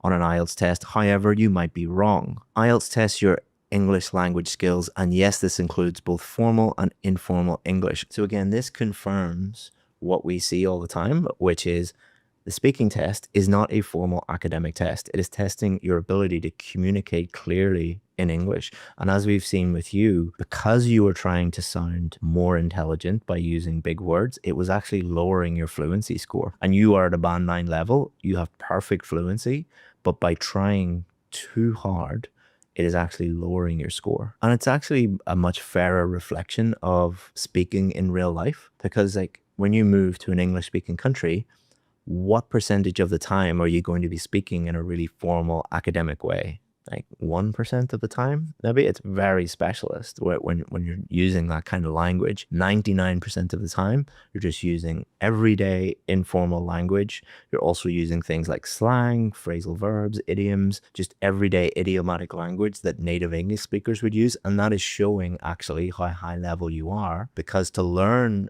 more informal ways of speaking is actually as advanced as using really, really academic language as well. To thank you for watching this video, we want to give you a free gift. This is our complete IELTS preparation guide. This ebook has more than 200 pages of our best strategies, including all the phrases and vocabulary our Band 9 students used in their speaking tests. We analyzed hundreds of Band 9 speaking performances and took out all the key language and put it into this guide. If you want that, all you have to do is go to the description, click on the link, and you can download it for free. So if I don't use advanced vocabulary, does that mean that I'll get a lower score? Good question, because that's the next tip we're going to look at, tip number 4. So let's have a look at that. Okay, so tip number 3 was about like academic formal language. Tip number 4 is using more high-level vocabulary, advanced words. And the most common way that this is taught, if you go onto YouTube, if you go and search on Google, is to give students a list of advanced words ask them to memorize them, use them in the test, and this will magically improve their score. So what we're going to do, I'm going to give one of you the actual list from one of the most popular YouTube videos. I'm going to allow you some time to memorize that list, and we're going to ask you to answer a question normally and then using the list. Can you tell me about your home, please, like the house that you live in? I live in a 1-bedroom apartment in the city center. It's cozy, it's nice. I don't like houses that are too big, so I liked my home for that very reason. My bedroom's quite spacious, quite big for a house in the city center. It's rustic, all neutral colors inspired by Kim Kardashian. And it's just, it's my safe haven. I love the way it feels. It's comfortable. Can you tell me about your home, like the house that you live in? My house is where I feel very serene. And it is in a multi-storied building, high-rise skyscraper building. And the artwork in my house is futuristic and very modern, and yeah, my kitchen. Okay, let's move on to the next question. So how did you feel in both answers? So compare how you felt, what was going through your mind. When I was speaking normally, the first answer that I gave, I felt like I was just answering a question and having a conversation with a friend. It didn't feel forced. It didn't feel like I was trying to think about. I was just remembering what my house looks like and telling you about it. But in the second answer, I wasn't really focusing on the truth as much as I was trying to use as many big words to impress you. And then I couldn't think of the big words to impress you because not too many to do with your home. And that made me kind of even more nervous and trip up on my words. And how did you feel when I stopped you? How would you feel if I kept doing that? I felt like I knew I was messing up as I was doing it because I was struggling to find the words. And then when you stopped me, I was like, oh, yeah, it hurt my confidence for sure. Yeah, and that would make your fluency even worse. So it would be a downward spiral. Yeah, the next question would be worse. Yeah. And that's exactly what we find when we're training students, that when a student comes in and they have terrible fluency, we can spot it immediately what they're trying to do. Like we will literally just stop them and say like, have you memorized the list? Are you trying to regurgitate that list? And they're like, oh, I don't have to do that. It's like, yeah, just speak normally. And they're so afraid of speaking normally because they think that normal speech means a lower score, but it's the exact opposite. If you're just talking normally, that's what the examiners are actually testing. Like, can you speak normally to people in an English-speaking country? That's exactly what they're testing, so that's what gets higher scores. It is not a vocabulary memorization test. It is a speaking communications test. So let's have a look and just confirm this with the British Council. And in that article called Lexis and Vocabulary, it says many candidates memorize impressive lists of vocabulary, but often end up using them in the wrong way because they haven't understood them properly. So by all means, if you can use a topic-specific high-level word from time to time, like when we were discussing your home, that's fine as long as you know how to use it. But as soon as you start to try and use vocabulary that's beyond your level and you're not comfortable using, that's when it affects your fluency. So you lower your fluency score and your vocabulary score. So you're making vocabulary mistakes and it is lowering your fluency score, which is, doubly wrong. Double whammy. Double whammy. Let's see what IDP have to say about this. So in their article 10 Tips IELTS Speaking, they state quite clearly, don't use big and unfamiliar words. Very, very clear what they say. They say you might want to impress the examiner with big and complex words in your speaking test, but to be safe, avoid using words you are not familiar with. There is a higher chance of making mistakes by either mispronouncing words or using them in the wrong context. So we talked about a double whammy, vocabulary and fluency, but pronunciation, that's another 25%, so 75%. And we often find this with students who think that they know the word, but they don't know how to pronounce the word. So the meaning might be wrong, the pronunciation might be wrong, and they've spent like the first few, how do I say this? And then, so you're just making it way more difficult than it needs to actually be. But vocabulary is a big part of IELTS speaking tests. So if we use simpler words, isn't it going to affect the score? Yes and no. So there's two approaches that we suggest students do. It's called the moon landing strategy. So during the moon landing, what they would do is before they went to the moon, they would try and break everything. They would take lots of chances and they would stretch all the equipment to breaking point. But once they got to the moon, they played it safe. So during your IELTS preparation, try and stretch your vocabulary as much as possible. Take risks, try and learn new words. But also what you need to realize about vocabulary is the most used words in the English language are common everyday words. And mastering those words are just as important as learning more advanced vocabulary. Like you are both Band 9 speaking students. If we analyze your speaking transcripts, only 5%, say, of the words that you use are C1, C2, like high level words. And that's the same. You can analyze hundreds of Band 9 transcripts from real Band 9 students. 2, 3, 4, 5% of the words are actually high level. But the difference between a Band 6 student and a Band 9 student is a Band 6 student hasn't mastered the lower level words yet, and they're trying to use higher level words at a higher frequency, but unsuccessfully. Whereas a Band 9 student, those A1, A2, B1, B2 level words, they've fully mastered them. They can use them normally without making mistakes. And then from time to time, 4 or 5% of the time, when they need to, they're throwing in one of those higher level words, but only when they 100% know them. And to the teachers out there, I know that many of you give your students long lists of high level words, and that's because your students want them and you think that you're helping them. But always think about what do the students want versus what the students need. Students will tell you they want lists of words, they want samples, they want templates, things like that. But is it actually improving their score? You're not their friend, you're their teacher. You're not there to be popular, you're there to be effective. So by all means, help them sustainably improve their vocabulary, but really do encourage them on test day to only use the vocabulary that will get them a higher score, which is the vocabulary they fully mastered already. But what about for the common topics? Do you think it's a good idea to memorize bigger vocabulary for those common questions? Well, that's actually tip number 5. Let's look to see if there are actually any common topics, because if there are, that would help us. So if we look at the IELTS official website, they have an article there called IELTS Speaking Test Topics. And they do give examples of some questions that come up again and again, but they don't give any common topics. And if we look at the IDP website, there's an article which states in part 1, the examiner will ask you about yourself and general questions from common topics like work, family, studies, interests, and hobbies. And this is actually true. You've probably noticed that when we do our mock speaking tests, the first questions are normally every day getting to know you chit-chat questions like your home, your family, your interests, what you do at the weekend. These same topics do come up again and again. But you've probably noticed that I also have asked you guys questions like this. Is music an important subject in schools in your country?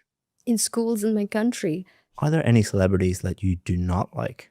Oh. So can you remember any weird questions that I asked you before? Weird questions? Weird topics you weren't expecting? Will AI replace actual Yes, that's what I teachers? wanted to say as well. Will AI replace teachers? Yeah, they might ask you something like that, like really quite advanced, like about AI, for example. Or in part 1, they might ask you a completely random topic, like, do you like hats? Or what do you think about birthday cakes? So what we've found and what examiners see every day is when they ask students questions that they're expecting, like tell me about your home, tell me about your family, what do you do at the weekend? They give very good answers because they are prepared for those common topics. The strategy that examiners use is then they'll throw in a random topic. Like, let's talk about birthday cakes. Let's talk about hats. Let's talk about gardening. Let's talk about jewelry. And they will judge your English level really on how you react to those questions that you were not expecting, not the topics that you were expecting. And they will try and see, is there a huge difference between tell me about your family, or do you work or study, and how often do you wear hats?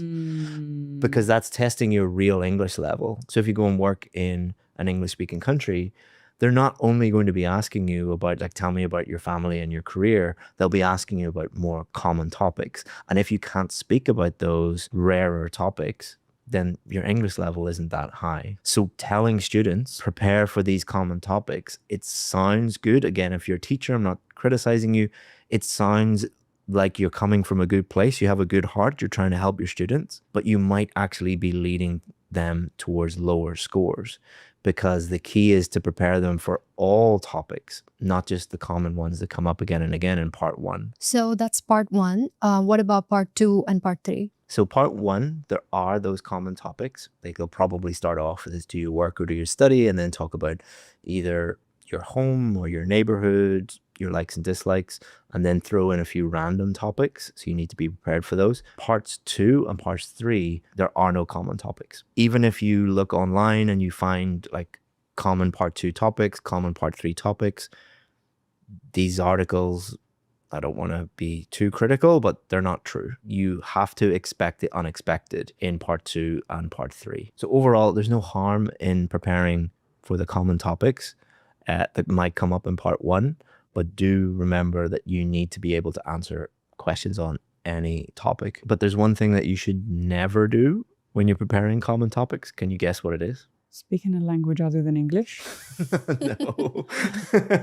Okay, let's find out what that thing that you should never do is. So if we look at the British Council article, 8 ways to boost your IELTS speaking score, it states, while it certainly pays off equipping yourself with relevant vocabulary, uncommon phrases and collocations, it's important to avoid memorizing large chunks of speech. So the thing that you should never do is memorize whole answers, or as it says, chunks of speech, even parts of sentences. You should never memorize those. And let's look at why it is so important, because it is a very common strategy amongst many students. Let's look at how damaging it can be to actually memorize answers. So the first reason you should never do it is examiners are actually trained to spot memorized answers. It's part of their training. But if an examiner has been doing their job like for more than a couple of months, it becomes very natural for them to be able to spot memorized answers. A lot of students say, how can they spot it?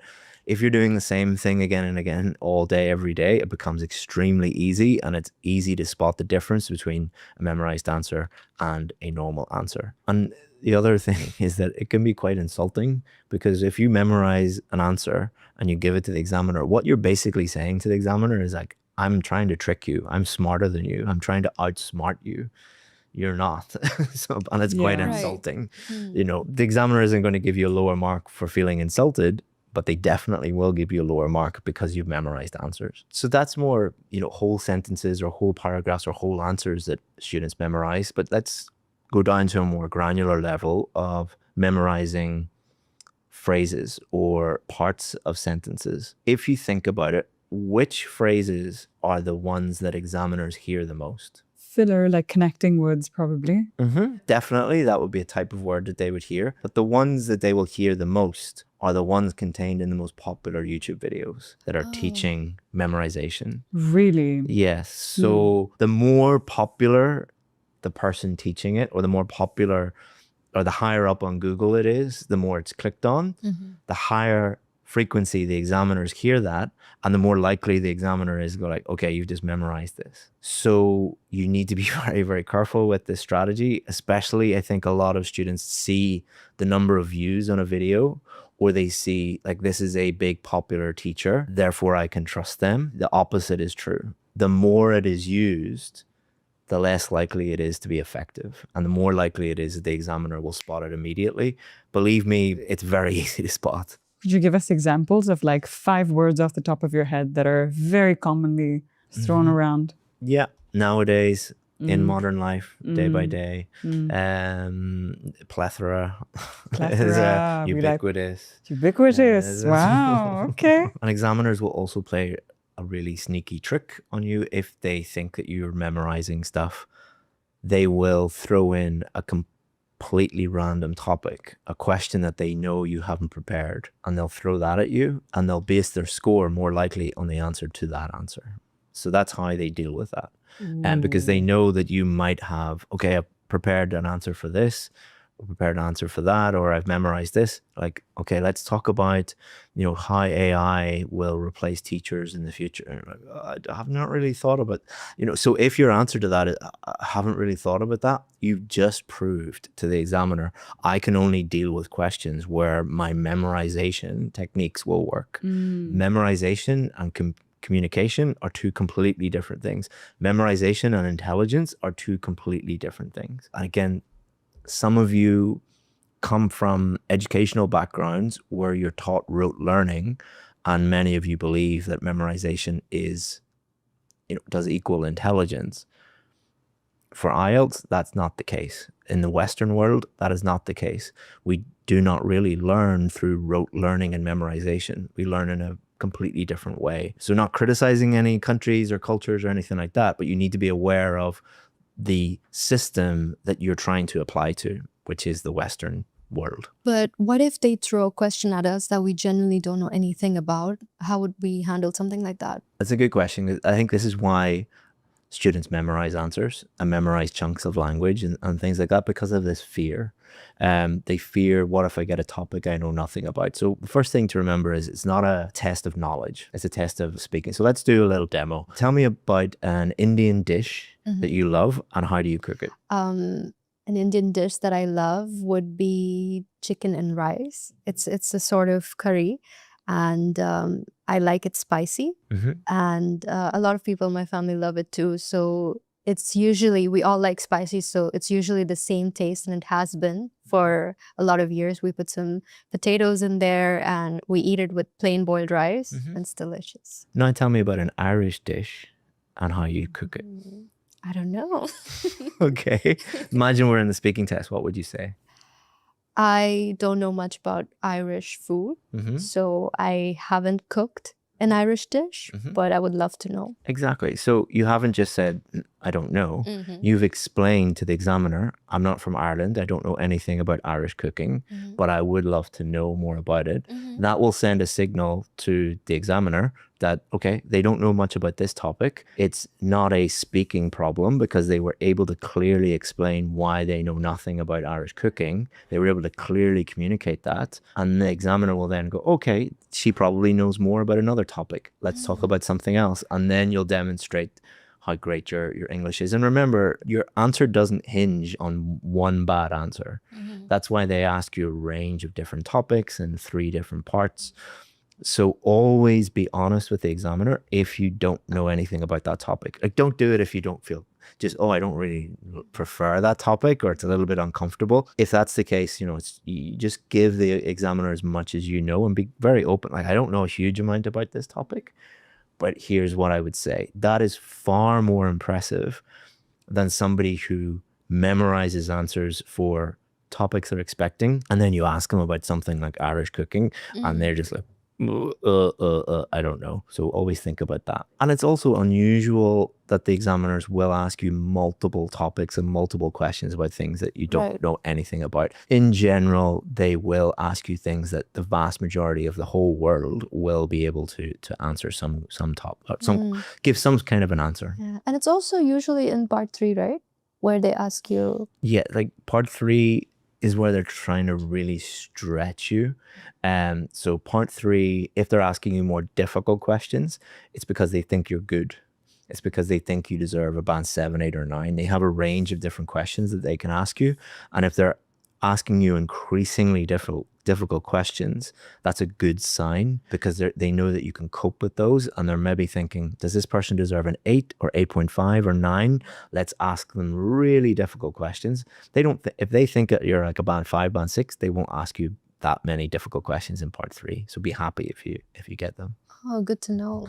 So for the next tip, we're going to play a little game. I'm going to ask the same question to both students.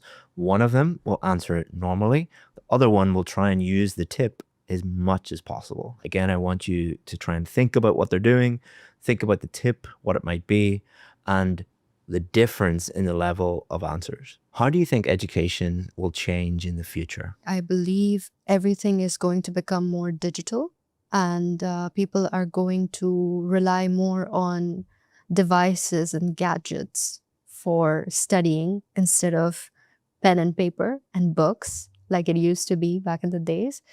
And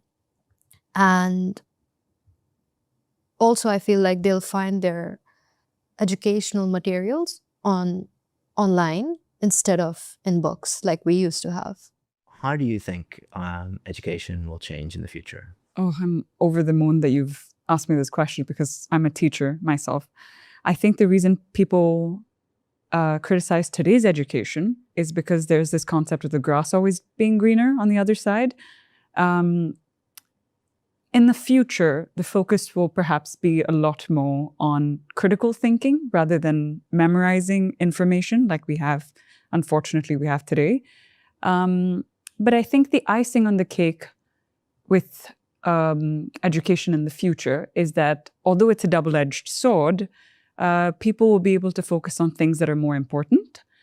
And day by day, things will get better. I think it will improve for the better. You know what they say, you gotta make hay while the sun shines. So did you spot that tip? Let's analyze both answers and think about the idiomatic language used in each answer. So for this one, here's all of the idioms and here's the ones that she used correctly. And what we did with this answer was I gave her a list of the most common idioms that are taught on YouTube and online to IELTS students. And what I did with this student was I said, just answer the question normally. We didn't tell her about idioms at all. But let's look at the idiomatic language that was used in her answer. And let's look at the ones that she used correctly. So that's just two answers. You know, a lot of teachers do use idioms, and that's going to increase your score. Is this actually true or not? So where this comes from is if you actually look at the official marking criteria. For a band 7, it says uses some less common and idiomatic vocabulary and shows some awareness of style and collocation with some appropriate choices. So it does actually say in the marking criteria, it does talk about idiomatic vocabulary, but where most people who talk about this go wrong, or where most teachers who give students lists of idioms to learn, is idiomatic language and idioms are not necessarily the same thing. So idiomatic language does include idioms, but it also includes more informal language like phrasal verbs, slang, colloquialisms, things like that. And if we look at the definition of the word idiomatic in Collins Dictionary, it says idiomatic language uses words in a way that sounds natural to native speakers of the language. And if we look at the Cambridge Dictionary definition, it says containing expressions that are natural and correct. So to summarize what idiomatic means, it's language that native English speakers would normally use. It's different from what learners of English would use, because learners of English are normally using textbook English. But if you listen to, like, when you guys have traveled to English speaking countries, do people sound weird? Like, do they sound like how you would hear them in a textbook, or is it different? It sounds a lot more informal, a lot more, like conversational, you said, daily slangs and things. It doesn't sound forced or... Yeah. So a lot of people we work with, like, we help them get the score that they need, and they move somewhere like Scotland or Ireland, and they're like, thanks very much for helping me get a band 7, but I have no idea what these people are saying. And it's like, oh, it's just because they're using English, but it's a different form of English. Like, if you were in the pub with me and my friends, you wouldn't understand a word I'm saying most of the time. Yeah. I don't speak like this to my friends. So what the official marking criteria is saying when it talks about idiomatic language is that a person at a band 7 uses some of the language that a native English speaker would use, but they don't use it completely accurately. There are some inappropriate choices, there may be some inaccuracies, but they're attempting to use the same type of language that a native English speaker would use. Now, this is completely different from how idioms are taught. How idioms are taught by a lot of people is give students a list of idioms, memorize them, use as many as they can. And what this does is, as we saw in your example, even though Priyanka is a band 9 student, she made lots and lots of errors, and she was much less fluent than she normally is. And if we look at the IDP website, they have an article on their website called How to Use Idioms. And in it states, in English, we use idioms and phrasal verbs to express ourselves. This idiomatic language is used frequently in our everyday communication. So it's very important that we understand what idioms are and how to use them. So is this saying use lots of idioms and you'll get a high score? Well, it goes on to say, we mentioned that native English speakers use idioms naturally, and the key word there is naturally. Learning a list and trying to insert as many as possible is the opposite of natural. Like if you listen to 2 native English speakers talking on a podcast and you counted the number of idioms in an hour and a half of them speaking, it might be 10 in the whole hour and a half. We do use them, but it is quite rare. Mm-hmm. What is more common is using more informal language, slang, phrasal verbs, things like that. Idioms are actually not that common. Mm-hmm. That brings me on to a really good exercise that you could do is, you really love serial killer podcasts. Like pick one where it's maybe 1 or 2.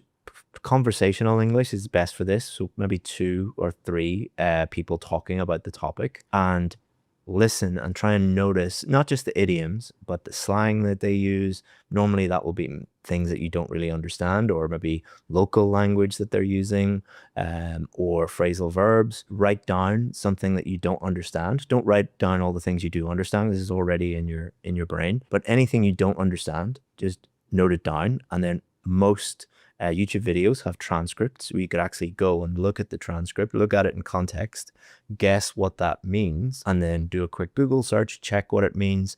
And then over time, just add in, my little list of slang phrases, my little list of phrasal verbs, my little list of idioms, and then try and use them when you're practicing your IELTS test. Just get some practice questions and then listen back, record yourself on your phone, listen back. Did you actually use them appropriately? Did you use them accurately, or are you overusing them, or are you mispronouncing them? And that way that you can just naturally up your idiomatic language and improve over time. Most people don't want to hear that. They just want a list, but lists are going to lower your score, not improve it. So the last tip is all about speaking part 2. Speaking part 2 is the part that a lot of students fear and they worry a lot about. So we want to definitely help our viewers with that. I'm not going to tell you what the tip is. I'm just going to give you both a question, the same question. One of you is going to use the tip and the other one is not going to use the tip. In the real test, what the examiner would say is, look at the cue card. You have 1 minute to prepare. You can make notes, and I'll then ask you at the end of 1 minute to speak for 2 minutes. Something I worked on that I found to be a difficult task, both academically and in my workplace, is being able to speak slow enough. I speak very fast, naturally. You may not feel that way in the conversations that we've had, because I've had to work on that quite a bit. It was difficult for me. My brain works quite quickly, and it can bounce off things quite from one topic to the other. So I really had to make an effort to slow that down so that I don't sound like a train. So the way that I would work on it is by giving myself a beat before I say something and giving myself a beat after I say something, although I have the next 10 sentences already figured out in my brain. I realized that it just sounds a lot more coherent if I'm able to verbalize my thought and realize that there's no hurry. I have nowhere to go. I've got nothing else to do. So I give each sentence enough time and importance. When I felt that, how I felt when I'd completed the task, I felt like it really improved my communication, because it's not only what goes on internally inside your brain. It's not just enough for you to understand something, especially when you're in your place of work. It's very important on how you communicate that thought to someone else and how you wait to hear what they have to say and then formulate a thought and communicate it back. That's sometimes even more important than the original thought that you had. Very good. So, exact same question, but I want you to do it slightly differently. I don't want you to make any notes. I want you to follow this bullet point, talk about that, then talk about this bullet point, then talk about this bullet point, then talk about this bullet point, in that order, and only talk about those bullet points. So you have 1 minute to just think about that. Don't make any notes, just talk about the bullet points. What task did I do? The task that I had to do was understand what I was studying instead of just memorizing it. Why this task was very difficult? It was very difficult because usually when you're trying to memorize something, you tend to forget, and that puts a pressure on you. How you worked on this task? I took my time to understand each and every sentence instead of just memorizing it. Explain how you felt when you had successfully I felt like I was having much more knowledge. Good. So the people at home, think about those two responses. Think about which one was more developed, who got to the 2 minutes without any problems, who sounded more fluent, and generally which answer felt better to you. So if we think about those two answers and the strategy that was used, one of them was using the most common tip for part 2 of the test, and one of them wasn't. This answer, she just answered it with freedom. She kept talking about the main topic, but she didn't really focus on the bullet points. She used some of them, but she didn't rigidly stick to them. And she was able to speak freely and naturally without using the bullet points as a crutch. Whereas if we compare it with you, like these are both band 9 students, you got a band 9 in the real test. But what I did was I forced you to use the most common tip, which is talk about bullet point number 1, then talk about bullet point number 2, then 3, then 4, and only do that. How did it feel answering that question in that way, because when you do part 2, you normally do very, very well. You didn't do so well that time. Why do you think it was? I felt a certain pressure to do exactly what is in this tips, and I also felt a lot more robotic. Yeah, it did. See, you were looking at each one, and then you also didn't get to the 2 minutes. So for you, that wouldn't be a huge problem because you're a band 9 student. I would just go like this and you would continue to talk. But for someone at a band 6, band 7 level, if they get to the end of the bullet points, they just start to panic, like, oh my, I have nothing else to say. And then that can destroy the rest of their test. So telling students, you must talk about bullet point number 1, then 2, then 3, then 4, it does more harm than good. Can you actually use the bullet points that are given as a guideline and still have your own notes and refer to the bullet points and the guideline? Absolutely. Okay. That's exactly the strategy that we teach. So we teach students that the bullet points are there to help you, but some of them, there might be one in there.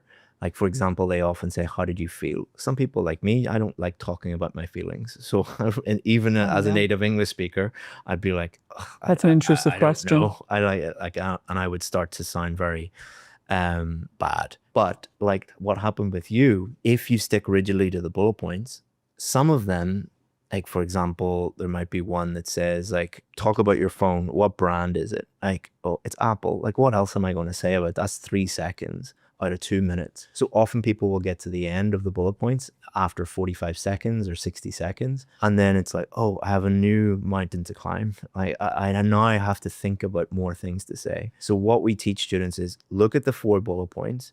Which of them are you comfortable talking about at length? It might be 4, it might be 3, it might be 2. Right. And then look at the topic at the top. What other things do you feel more comfortable talking about? Like for you, you're a great storyteller, so it could be the story of that. You probably like talking about your feelings and how so maybe maybe it was that. But whatever you feel comfortable talking about, add in those bullet points as you did, and that gives you complete freedom for the 2 minutes. So let's move on to the final part of this video, which covers IELTS writing tips and strategies. This is normally the part of the test that causes the most problems for students. And this is because there's a huge amount of misleading and confusing information about which tips and strategies to use for the IELTS writing test. We cover all the most popular ones in this video, so you know exactly what to do on test day. Tip number 1. What's tip number 1? This is the most popular tip that you'll find online. High-level vocabulary will improve your score? So is this tip actually correct? Is using lots of high-level vocabulary, is it a good tip? Will it improve your score or will it lower your score? If you go to one of the most popular IELTS videos on YouTube, it has more than 7 million views at the time of recording. This video tells you exactly that. Use lots of high-level words and you'll improve your score. All words in the English language are divided into A1, A2, B1, B2, C1, C2. A1, A2 are words that beginner English learners can use. B1, B2, those are words that an intermediate student would be able to use. And C1, C2, those are words that only experts or expert users or expert learners would be able to use. What it says exactly in the video is if you use most of the words which are C1, C2, definitely you will get higher bands. Sounds right, sounds logical. Let's find out if it actually does improve your score. So I've got a little challenge for you. I've researched the most high-level words given in this YouTube video. I'm going to give one of you a list of these words, and I want you to write an introduction just trying to use as many of these words in your introduction as possible. And one of you, I just want you to write normally, not in trying to include lots of high-level words. We're going to see who writes the better introduction. Cool. Okay. So I've given you each the same question. I've given you a list of the top 10 words, the big high-level words. What I want you to do is write your introduction using as many of those words as possible, and you just write the introduction normally. Mm-hmm. Here are the two paragraphs. So I'm going to reveal which one would get the higher score in a minute. I'm going to give you some feedback on your introductions. But before we do, let's have a look and see what the British Council and IDP have to say about this tip. So if we look at the marking criteria for vocabulary for Band 9, it says uses a wide range of vocabulary with very natural and sophisticated control of lexical features. Lexical features is a fancy way of saying vocabulary. Now, what it doesn't say is it doesn't say use lots of C1 and C2 words. That's not what it does say at all. But let's talk about the key word in that sentence, which is natural. What does natural actually mean? So another way of saying natural would be, how would a native English speaker talk? All right, would a native English speaker use really high-level words to write that introduction, or would they use different words? And if we look at Band 6 in the marking criteria, what it says is attempts to use less common vocabulary,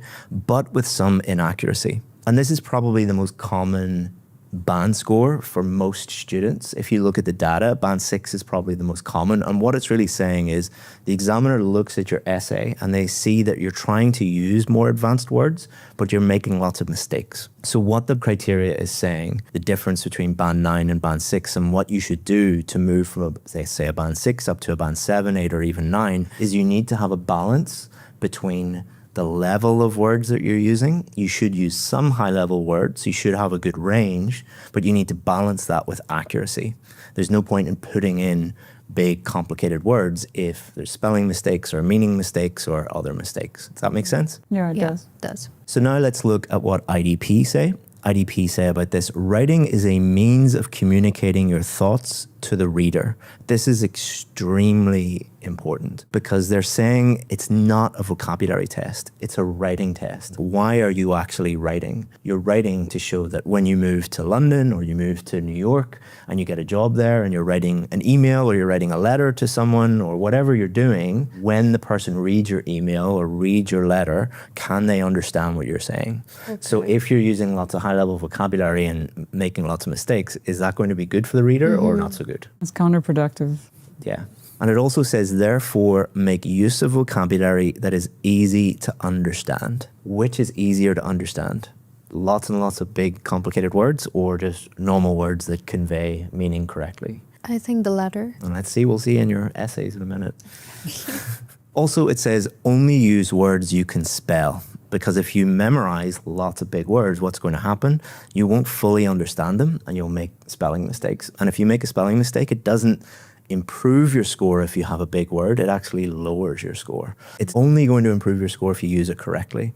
And most of the students learning this tip are not capable yet of using that vocabulary. So it's very counterproductive, as you said. Risky. Yeah, it's risky. I also did something really interesting. I took hundreds of hours of interview footage with real Band 7, 8 and 9 success stories from our VIP course, and I uploaded them into AI called Notebook LM. Notebook LM is from Google, and it allows you to search through thousands of pages. So we asked Notebook LM, did a single student say that fancier words improved their score? And Notebook LM said, no, a single student did not say that using fancier words improved their score. On the contrary, the sources indicate that many students and instructors found the opposite to be true. Attempting to use fancier or more complex vocabulary often hindered their scores or led to lower results. So not just IDP, not just British Council, but the actual students that were in your position, that were at a Band 6, were at a Band 7, and then moved up to the score that they needed. This is the advice that they are giving you too. And remember the question I gave you? It was actually from these books, these Cambridge books. So Cambridge, the people who write the IELTS test, the people that own the IELTS test, they produced an essay in response to the same question. They got their examiners to write the essay, and they said it's very good. What we did was we took that essay produced by Cambridge and we put it through some software that analyzes all the words in it, and it shows you how many C1, C2. The very smart people at Cambridge, what percentage of their words in the essay do you think are C1 and C2? Maybe 60, 70% at least. I would say 20. 20? Yeah. So 20%, 60%. So Yeah. pretty high. Let's have a look. 95% of their words are not high level. So Really? 95% of their words are A1, A2, B1, B2. Only 5% are C1, and none of them were C2. So what does all of that tell you? Is this tip correct? Use lots of high level words? It's a complete opposite, as a matter of fact. So let's have a look at your actual introductions. If we have a look at yours first, what I can say about your introduction is all of your vocabulary is accurate. So you've used some higher level words, but the vast majority of your words, like the Cambridge essay, the vast majority of your words are A1, A2, B1, B2. And if we look at any of these books, take any of these books off the shelf, we could open any page and read any paragraph. The vast majority of the words in any book are going to be A1, A2, B1, Okay. because that's how every language, that's how Hindi works, that's how English works, that's how Vietnamese works. You only use high level words when you have to, because clear writing is simple writing. Well, let's look at your, so it's not your real introduction, Yeah. we forced you to use this many words. So your first sentence, I can't ever say this word. So your first sentence, the proliferation of increased life expectancy. So what does proliferation mean? Does it actually mean what you think it means there? No, I just like the word, so I thought I'd might as well use it. So it means a rapid and often excessive increase in something, like the proliferation of nuclear weapons. Like there's too many nuclear weapons. Are there too many of the thing that you're mentioning here? And what are you talking about here? The increase of life expectancy. Yeah, so it's actually saying there's too much life expectancy. Would we talk about old people in that way? No, yeah, you're right. It sounds like overly dramatic. And it would be very obvious to an examiner that you have just copied that word from some list and stuck it in there. So it doesn't actually mean what you think it means. So that's wrong. Even though it's spelled correct, the grammar is correct, the meaning is incorrect. Yeah. And now is now a ubiquitous fact in the modern world. Why do you think that's wrong? I thought it kind of meant that it's everywhere, but I guess in the context of this situation, it's not the case.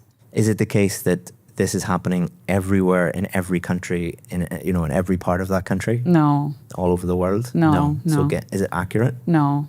And we can summarize that by just saying that there's spelling mistakes in there, but most of the time you're just trying too hard by including words that don't mean what you think they mean. All right. Just because a word is complex or high level doesn't actually get you the score. So the next tip, this is the second most popular tip. What is it? Linking words will improve your score. So let's find out, do using lots of linking words improve your score or not? So linking words are often called linkers or cohesive devices, but basically what this tip is saying is the more you use them and the more advanced your linking words are, the higher your score. Is this actually true?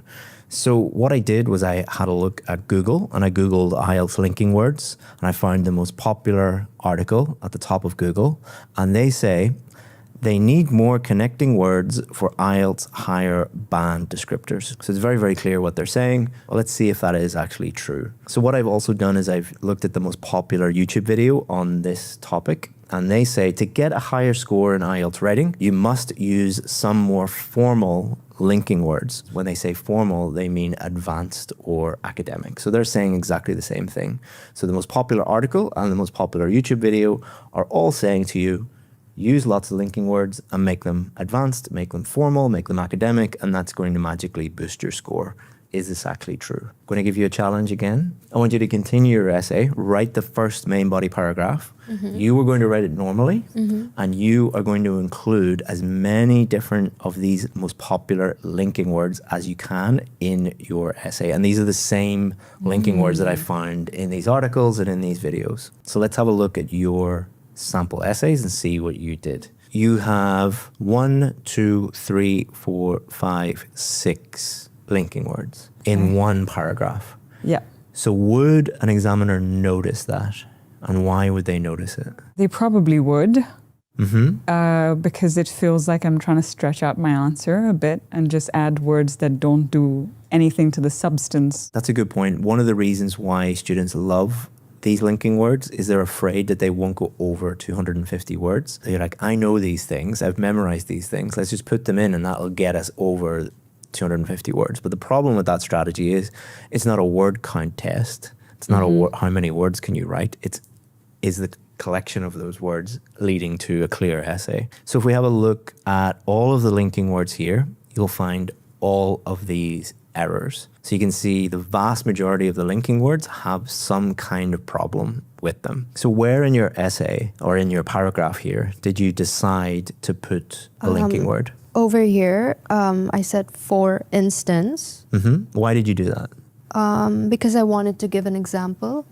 So that's an example of an accurate and appropriate. So it's accurate because the meaning is correct and you spelt it correctly, but it's also appropriate because you're giving an example and you said, for instance, or for example, here's an example. But if you look at the rest of your paragraph, you didn't try and put them in everywhere. Yeah. But is your essay or is your paragraph clear, easy to understand? I would say absolutely yes. We don't need to put anything in. So let's see what the official marking criteria and British Council and the IDP says about this. So if we look at the official marking criteria, it says for band 9 for coherence and cohesion, that's really interesting what they say here. It says uses cohesion in such a way that attracts no attention. In other words, if a native English speaker was reading your essay, they wouldn't notice any of the linking words at all. So they wouldn't look at it and think, why are they including so many of these types of words? They would read it and they wouldn't even notice it. Like if they're reading a newspaper in English or they're reading one of these books, no native English speaker would read a paragraph in that book and they go, why did they put moreover and in conclusion and therefore and it's too much? So what an examiner does is they look at your essay for band 9, they're like, I'm not even noticing any of the linking words. That should give you a clue. Does including lots of linking words actually improve your score? And if we look at what the British Council says, they go into even more detail on their website, and it says, don't overuse linking words. So it's pretty clear what the British Council are saying. And this is directly opposite to what the most popular YouTube video and the most popular blog say about using these. The British Council also says, or use them inappropriately. So what does inappropriate mean? Inappropriate is slightly different from inaccurate. Inaccurate means that the spelling is wrong or the meaning is wrong. Inappropriate means that you're normally overusing them. You don't really need to use them there.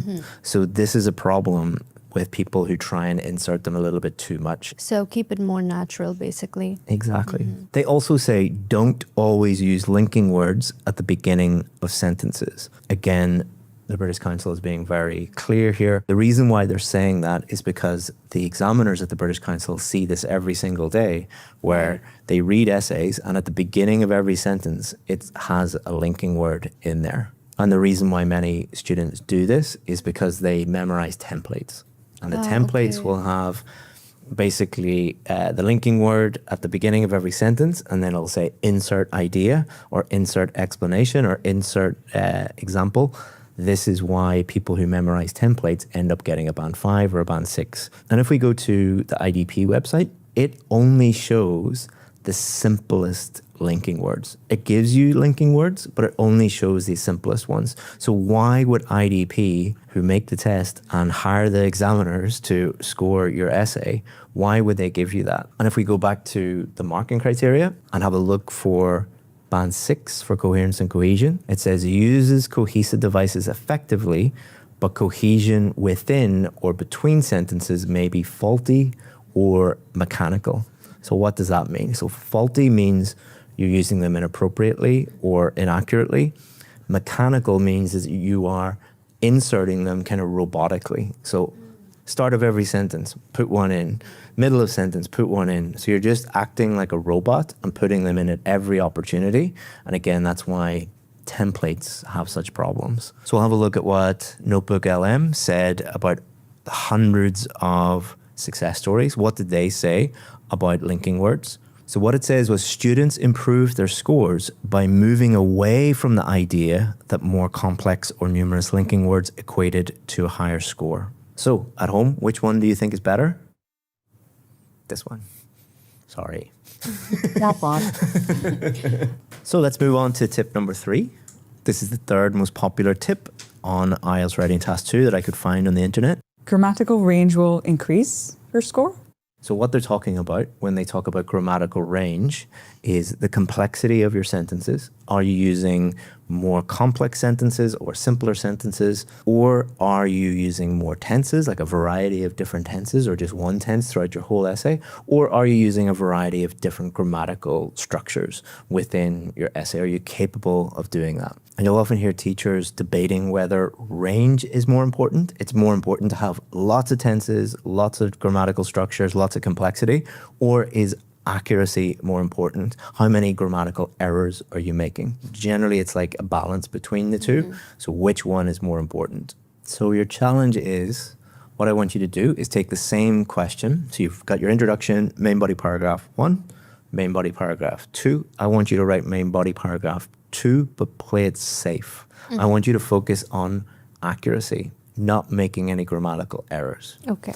What I want you to do is I'm going to give you a list of all the key tenses, so all the different tenses that you could use in the English language. And I'm also going to give you the essential grammar structures, so all the different grammatical structures that you could use in your essay. What I want you to do is use as many of them as possible. So let's have a look at YouTube and see what advice most teachers and most videos are given about this debate, whether it's range or whether it's accuracy. So if you go to YouTube and type in IELTS Task 2 tips, the number one video, the one right at the top, gives you advice on this, and it's very, very clear. They state variety is more important than accuracy. But if we look at the band descriptors, the official marking criteria, it makes it very, very clear that both are important, range and accuracy. So for band 9, for grammatical range and accuracy, it states uses a wide range of structures with full flexibility and accuracy. So what it's saying there is one is not more important than the other. They're both important. To thank you for watching this video, I have a gift for you. It is our complete IELTS preparation guide. And what I've done is put every single strategy and every single structure for every writing question that might come up on test day. If you want this, all you have to do is just go to the description, click on the link, and you'll get all of those structures and strategies, plus everything you need for listening, reading, and speaking. And if we go down and look at band 7, it says produces frequent error-free sentences.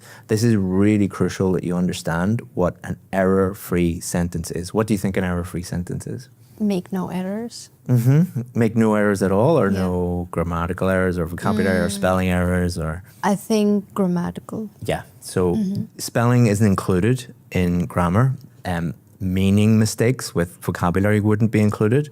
They would only include things like punctuation errors, tenses errors, subject-verb agreement, article, just grammar.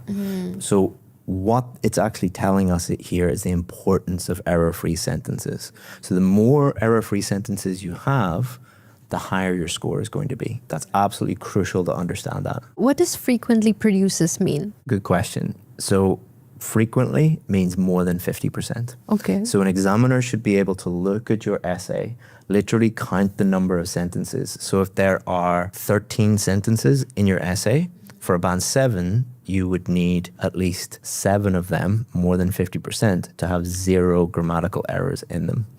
But if you had, let's say, 8 or 9 sentences that even have a small punctuation error in them, you're not producing frequently error-free sentences. So we have all of these sources. The most popular video is saying range is more important. IDP, the British Council, the marking criteria are saying both are important. But what we have found is working with students day to day is if we tell students to increase the complexity of their sentences and include more complex grammar structures and tenses, what do you think happens? Lowers your score. In what way? You'll make more errors. Yeah, exactly. The more complex your sentences, the more likely you are to make errors. IDP are also very, very clear about this on their website. They say uses a range of grammatical structures correctly. So they don't just say use a range of structures. They don't just say use as many structures as you want. They say use them correctly. But I think the most important evidence comes from our past success stories. So again, we asked Notebook LM, and this is what it says. Students frequently discussed their initial misconceptions and eventual understanding of using complex grammar in their IELTS essays. Many started with the belief that employing a high volume of complex vocabulary and intricate grammatical structures would impress examiners and lead to higher scores. However, this approach often proved to be counterproductive, leading to several negative outcomes: lower scores, increased mistakes, lack of clarity and coherence, time management issues, and frustration and demotivation. So if you want lower scores, increased mistakes, lack of clarity, time management issues, frustration, demotivation, and ultimately failing your test, try and make your grammar as complex as possible and see what happens. Or keep it simple. So if we look at your sample, there are 0 mistakes. Now, why do you think some students would be worried about writing the paragraph the way that you wrote it? There's no mistakes at all. But why would some students be worried about that? Why would they not want to follow what you did? I think just the pressure of making it sound more complex gets to them, and they want to impress the examiner. And that's why they make it complicated and make errors. Yeah, so they're worried about there's not enough range. So they're looking at these YouTube videos, they're listening to their local teachers, and they're saying range is really, really important. But the thing that we have always found is when we tell students, just do what you did, all we said was just make it as simple as possible.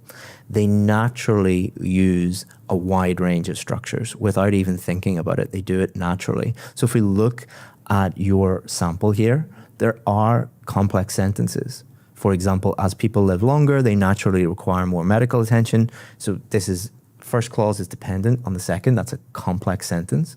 There's relative clauses in there, long-term care, which leads to increased government spending, grandparents who may need this healthcare, interactions they have with children, which fosters deep family bonds. You have complex sentences, you have relative clauses, you also have the passive voice in there. So by telling students, just keep it simple, you are reducing the number of errors and you're letting them show a variety of grammatical range and structures anyway. But if we have a look at your sample, you will see that it is littered with errors. So it is more complex. The range is more, but the thing to know is that let's say your range is technically at a band 9, but you've made so many errors that the accuracy is at a band 6.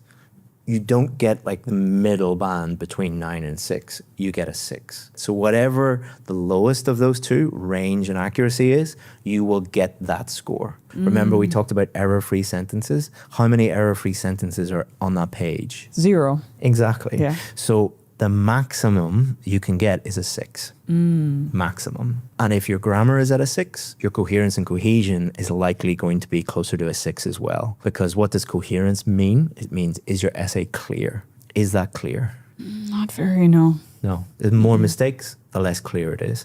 It can also affect your task response. So task response is, did you answer the question correctly? I don't think for you, but for many of the students that we work with that have really, poor grammar that they need to improve, there's so many grammatical errors that it's impossible for the examiner to really understand if you answered the question or not. And if they can't understand that, even though it's because of grammar, you get a very low score for task response. Did you answer the question? This advice of use as many structures as possible, it's not only lowering your grammar score, but can mess up the rest of your essay as well. So I hope none of you think that I'm making this video to prove that some teachers are right and some teachers are wrong. I'm trying to help the teachers. So if you are a teacher watching this, try and think about not what you find on the internet and just copying that, but what effect does it actually have on the classroom? So you might read something on a blog, you might watch a YouTube video, and you might copy that tip and teach it to your students, but always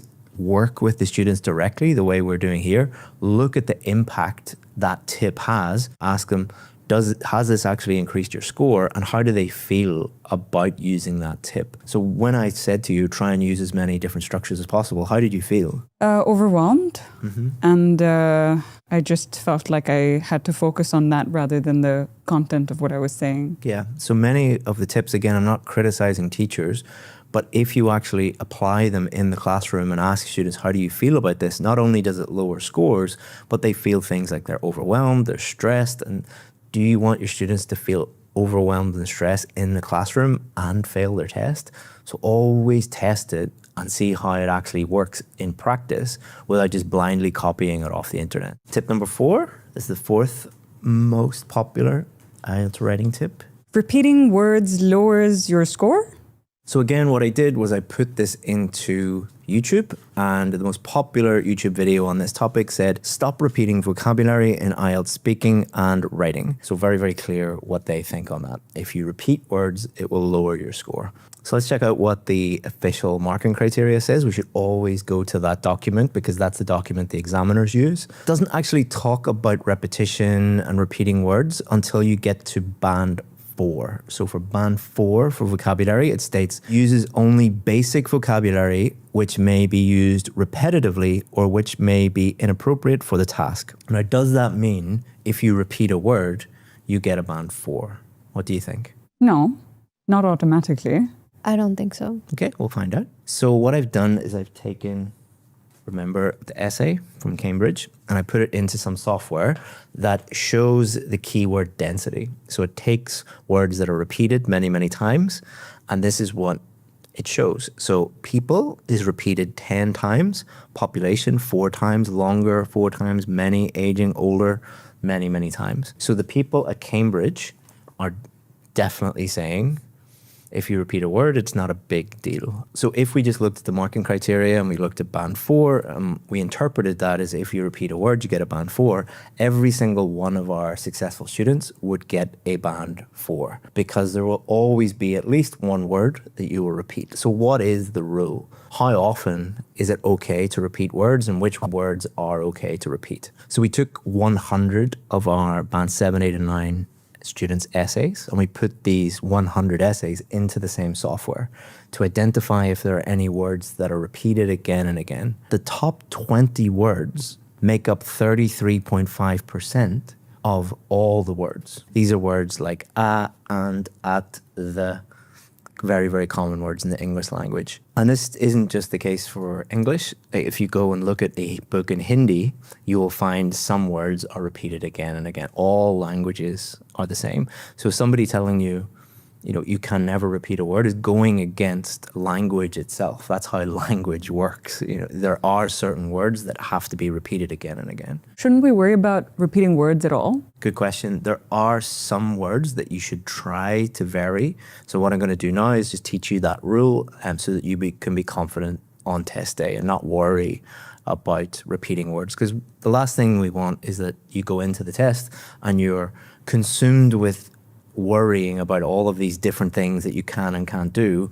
We want to just make it simple for you to just focus on writing and not have to think about all these things. So it often comes up where you see a question and you see a keyword in the question and you think, well, how do I avoid repeating that word? So for example, people is a very, very common word. So in general, you have 3 choices. Choice number 1 is you can change it to something that you're not sure if it's correct, but you think generally, might be a synonym. So for people, that might be something like citizens. But depending on the context, citizens might be correct or it might be wrong. So citizens is more about the relationship a person has with the government. So a citizen of a country, whereas that might be wrong if you're just talking about, people's health. If you said something, citizens have less exercise than before. That's nothing to do with your relationship with the government. So that would actually be wrong. Or choice 2, you could just repeat the word. So you could just say people. Choice 2 is less wrong than choice 1. Choice 1 is just wrong. Choice 2 is not great because you could probably show the examiner that you know how to vary that a little bit more, but it is better to make a safe bet and to just repeat the word if you're not sure. The third choice is actually much better, and it's something that most people don't consider because they've been taught, we look back at tip 1, you must use high-level language. That's why people would put citizens in there. What you could do instead is just use a really, really simple word, something that 100% is correct. So what's a synonym of people that is really simple? Humans, human beings. Yep. Or individuals. Humans. Crowd. Or individuals. Yep. Humans maybe a little bit scientific sounding, but individuals, that would cover everything. So you have 3 choices in summary. Change it to something that you think is high level, but it's probably wrong. Just repeat the word. That's the second best choice because you're not showing a massive range, but you are not making mistakes either. It's a balancing act. But choice 3 is just think of the simplest one, the one that and we call this a 100% rule. Only change the word if you are 100% sure that it is correct. So that way you're never making mistakes. You're never lowering your score because of errors, and you're staying safe. And the other thing is more strategic, is more tactical. If you see people in the question and you're thinking, how do I change people? My teacher told me that I can't repeat a word. What is happening? You're wasting time. Exactly. And? You're overwhelming yourself. Yeah, it's wasting time and getting more stressed. 2 of the things that are nothing to do with the English language, they're nothing to do with writing, but they're everything to do with test strategy. Remember, it is a test at the end of the day. So we want to do things, if we think very strategic, that minimize the chances of making a mistake, reduce the amount of time that it takes to make that decision, and increases the chances that we can just move on and keep going and get the score that we need. So that's why this 100% rule works really, really well. So would you say this tip is right or wrong? You could never repeat a word. Wrong. I think it depends on the reoccurrence of how many times are you using the word. So you have to consider that before you repeat it too many times. Yeah, in general, it is wrong. You should try to vary your language as much as you can, but only as much as you can, which means 100% rule. So, number 5, who wants to open number 5? Yeah, I got the last one. A hook will increase your score. Do you know what a hook is? What's a hook? Something that baits you in, like a hook would, just to keep your attention for a longer period of time. And where would you put it? At the beginning. Okay. So I want you to look at your introduction and think about, does your introduction actually need a hook? Would it improve your introduction? Yeah, I think so. It would improve it? Yeah, I think so. Okay. So let's think about improving your introduction with a hook. So what I want you to do is I want you to hook me in by writing an amazing hook at the beginning, and then we'll have a look at what British Council and IDP say about hooks while you are writing.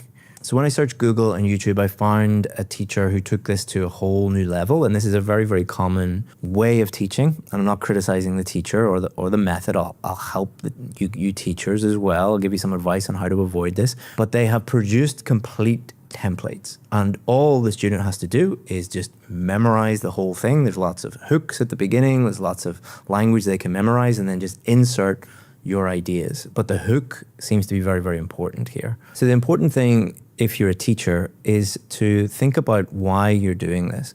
And I know where this comes from. You're trying to help the students because you think the templates are going to help them, and students want it. So you're a nice person, so you're going to give them what they want and you're going to try and help them. But what I can tell you from examiners is examiners are trained to spot these.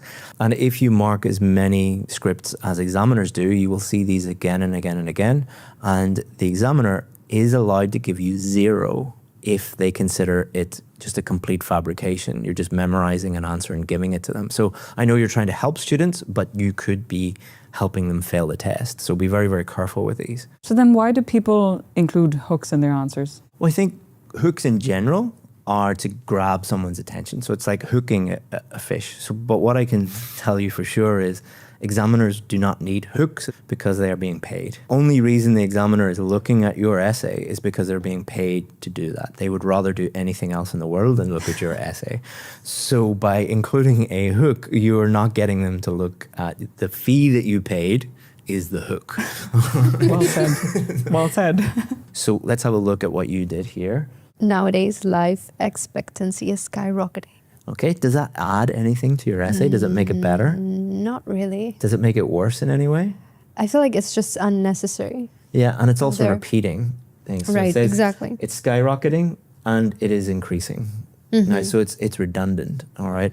But the other thing is, how did you feel when I said, now write a hook? Confused. And what would it do on test day? I think it would overwhelm me, put me under pressure, and I'll waste time thinking of a hook. Exactly. Hooks will not lower your score per se, but they will waste time and they will take up brain power that you could spend in other areas, and it actually can lead to mistakes. But the big thing is that the examiner sees them again and again and again, so they're just redundant, and you are basically waving a flag to the examiner saying, I don't know how to write an essay. So that's not a great way to start. So what does the marking criteria say about this? Well, some very, very interesting stuff. If you go to the marking criteria and look at band 0, well, number 1, it says if you did not attend. So if you slept in, if you got drunk the night before and were sleeping through the whole thing, you would get a band 0. Or if you don't write anything. So if you just show up and you literally fall asleep on the paper, you get a band 0. Or it says if you write a totally memorized response. So what it is saying is, a memorized response, which includes templates and hooks and things, is as good as falling asleep and writing nothing. Oof. Why do you think that is? So it didn't require any skill. You're just regurgitating information. Exactly. Memorization and writing and communicating are not the same thing. Yeah. You know, it's not the same thing at all. It's the opposite to what they're actually testing. Because if you move to New York or you move to London and your boss says, can you write an email? Are you going to go, I just need to go and find some templates and memorize this thing. Yeah. You know, they would fire you on the spot because you're demonstrating that you can't actually communicate in English. And if we have a look at what IDP say, they say, don't use any memorized language, phrases, or examples throughout your essay. They're easy for examiners to spot and don't demonstrate your ability to write fluently. So, is this a good tip? No. No. No. Tip number 6, second to last one.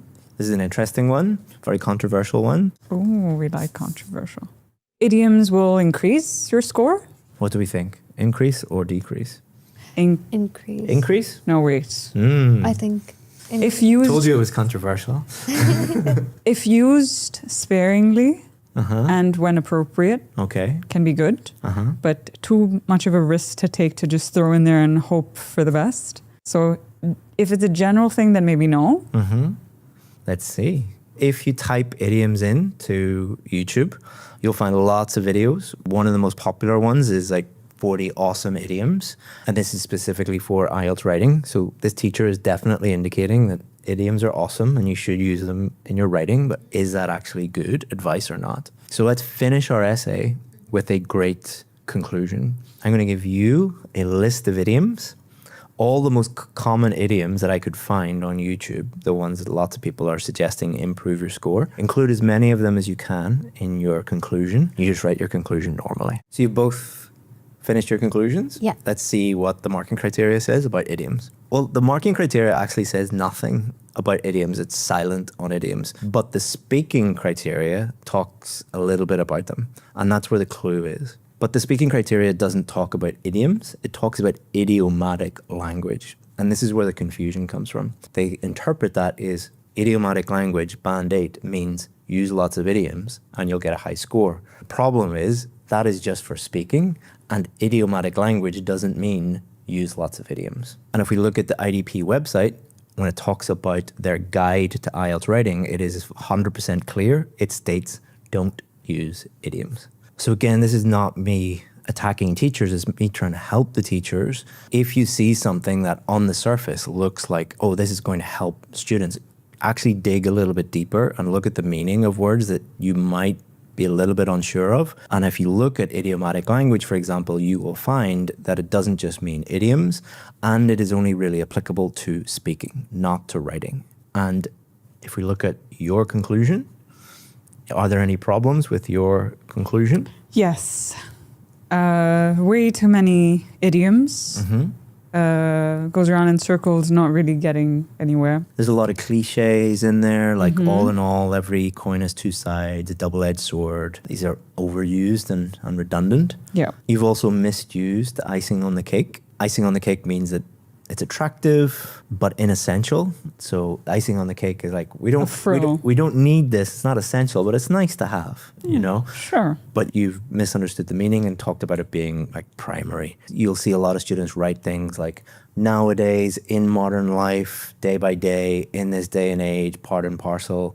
Again, we need value per word. It's not actually adding any value. It's just cliche, meaningless filler. And if we compare that with your conclusion, every single word, every single sentence is adding value to the reader. If we think about what a conclusion is, it should help the reader understand your point of view and your opinion just by clearly summarizing that in a conclusion. So instead of having to wade through all of these cliches and idioms and things that don't really mean anything, you've just said like, this is exactly what I think. That makes the reader happy. Happy examiners normally give higher scores than examiners that have a headache. So well done. So all in all, are idioms a good idea in writing task 2? It's a complete opposite, as a matter of fact. Last but not least, using a little overused cliche there. You must write more than 250 words. The answer to this is yes and no. So a few years ago, you had to go over 250 words. If you wrote 249, you automatically got a lower score. Not many people know this, but they did away with that.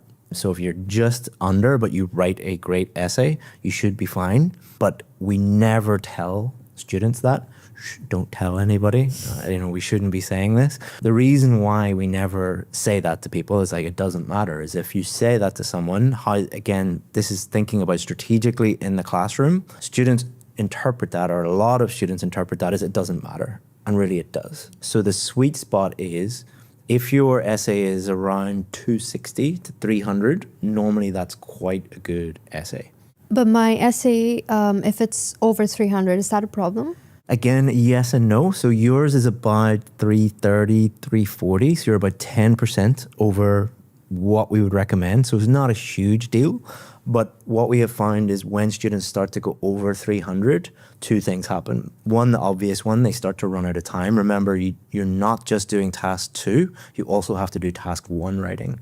So if you start to write like 350, 400 words, you're eating into that time that you should be dedicating to task 1. And the second reason is once you go over 300, you're not giving yourself enough time to check your work.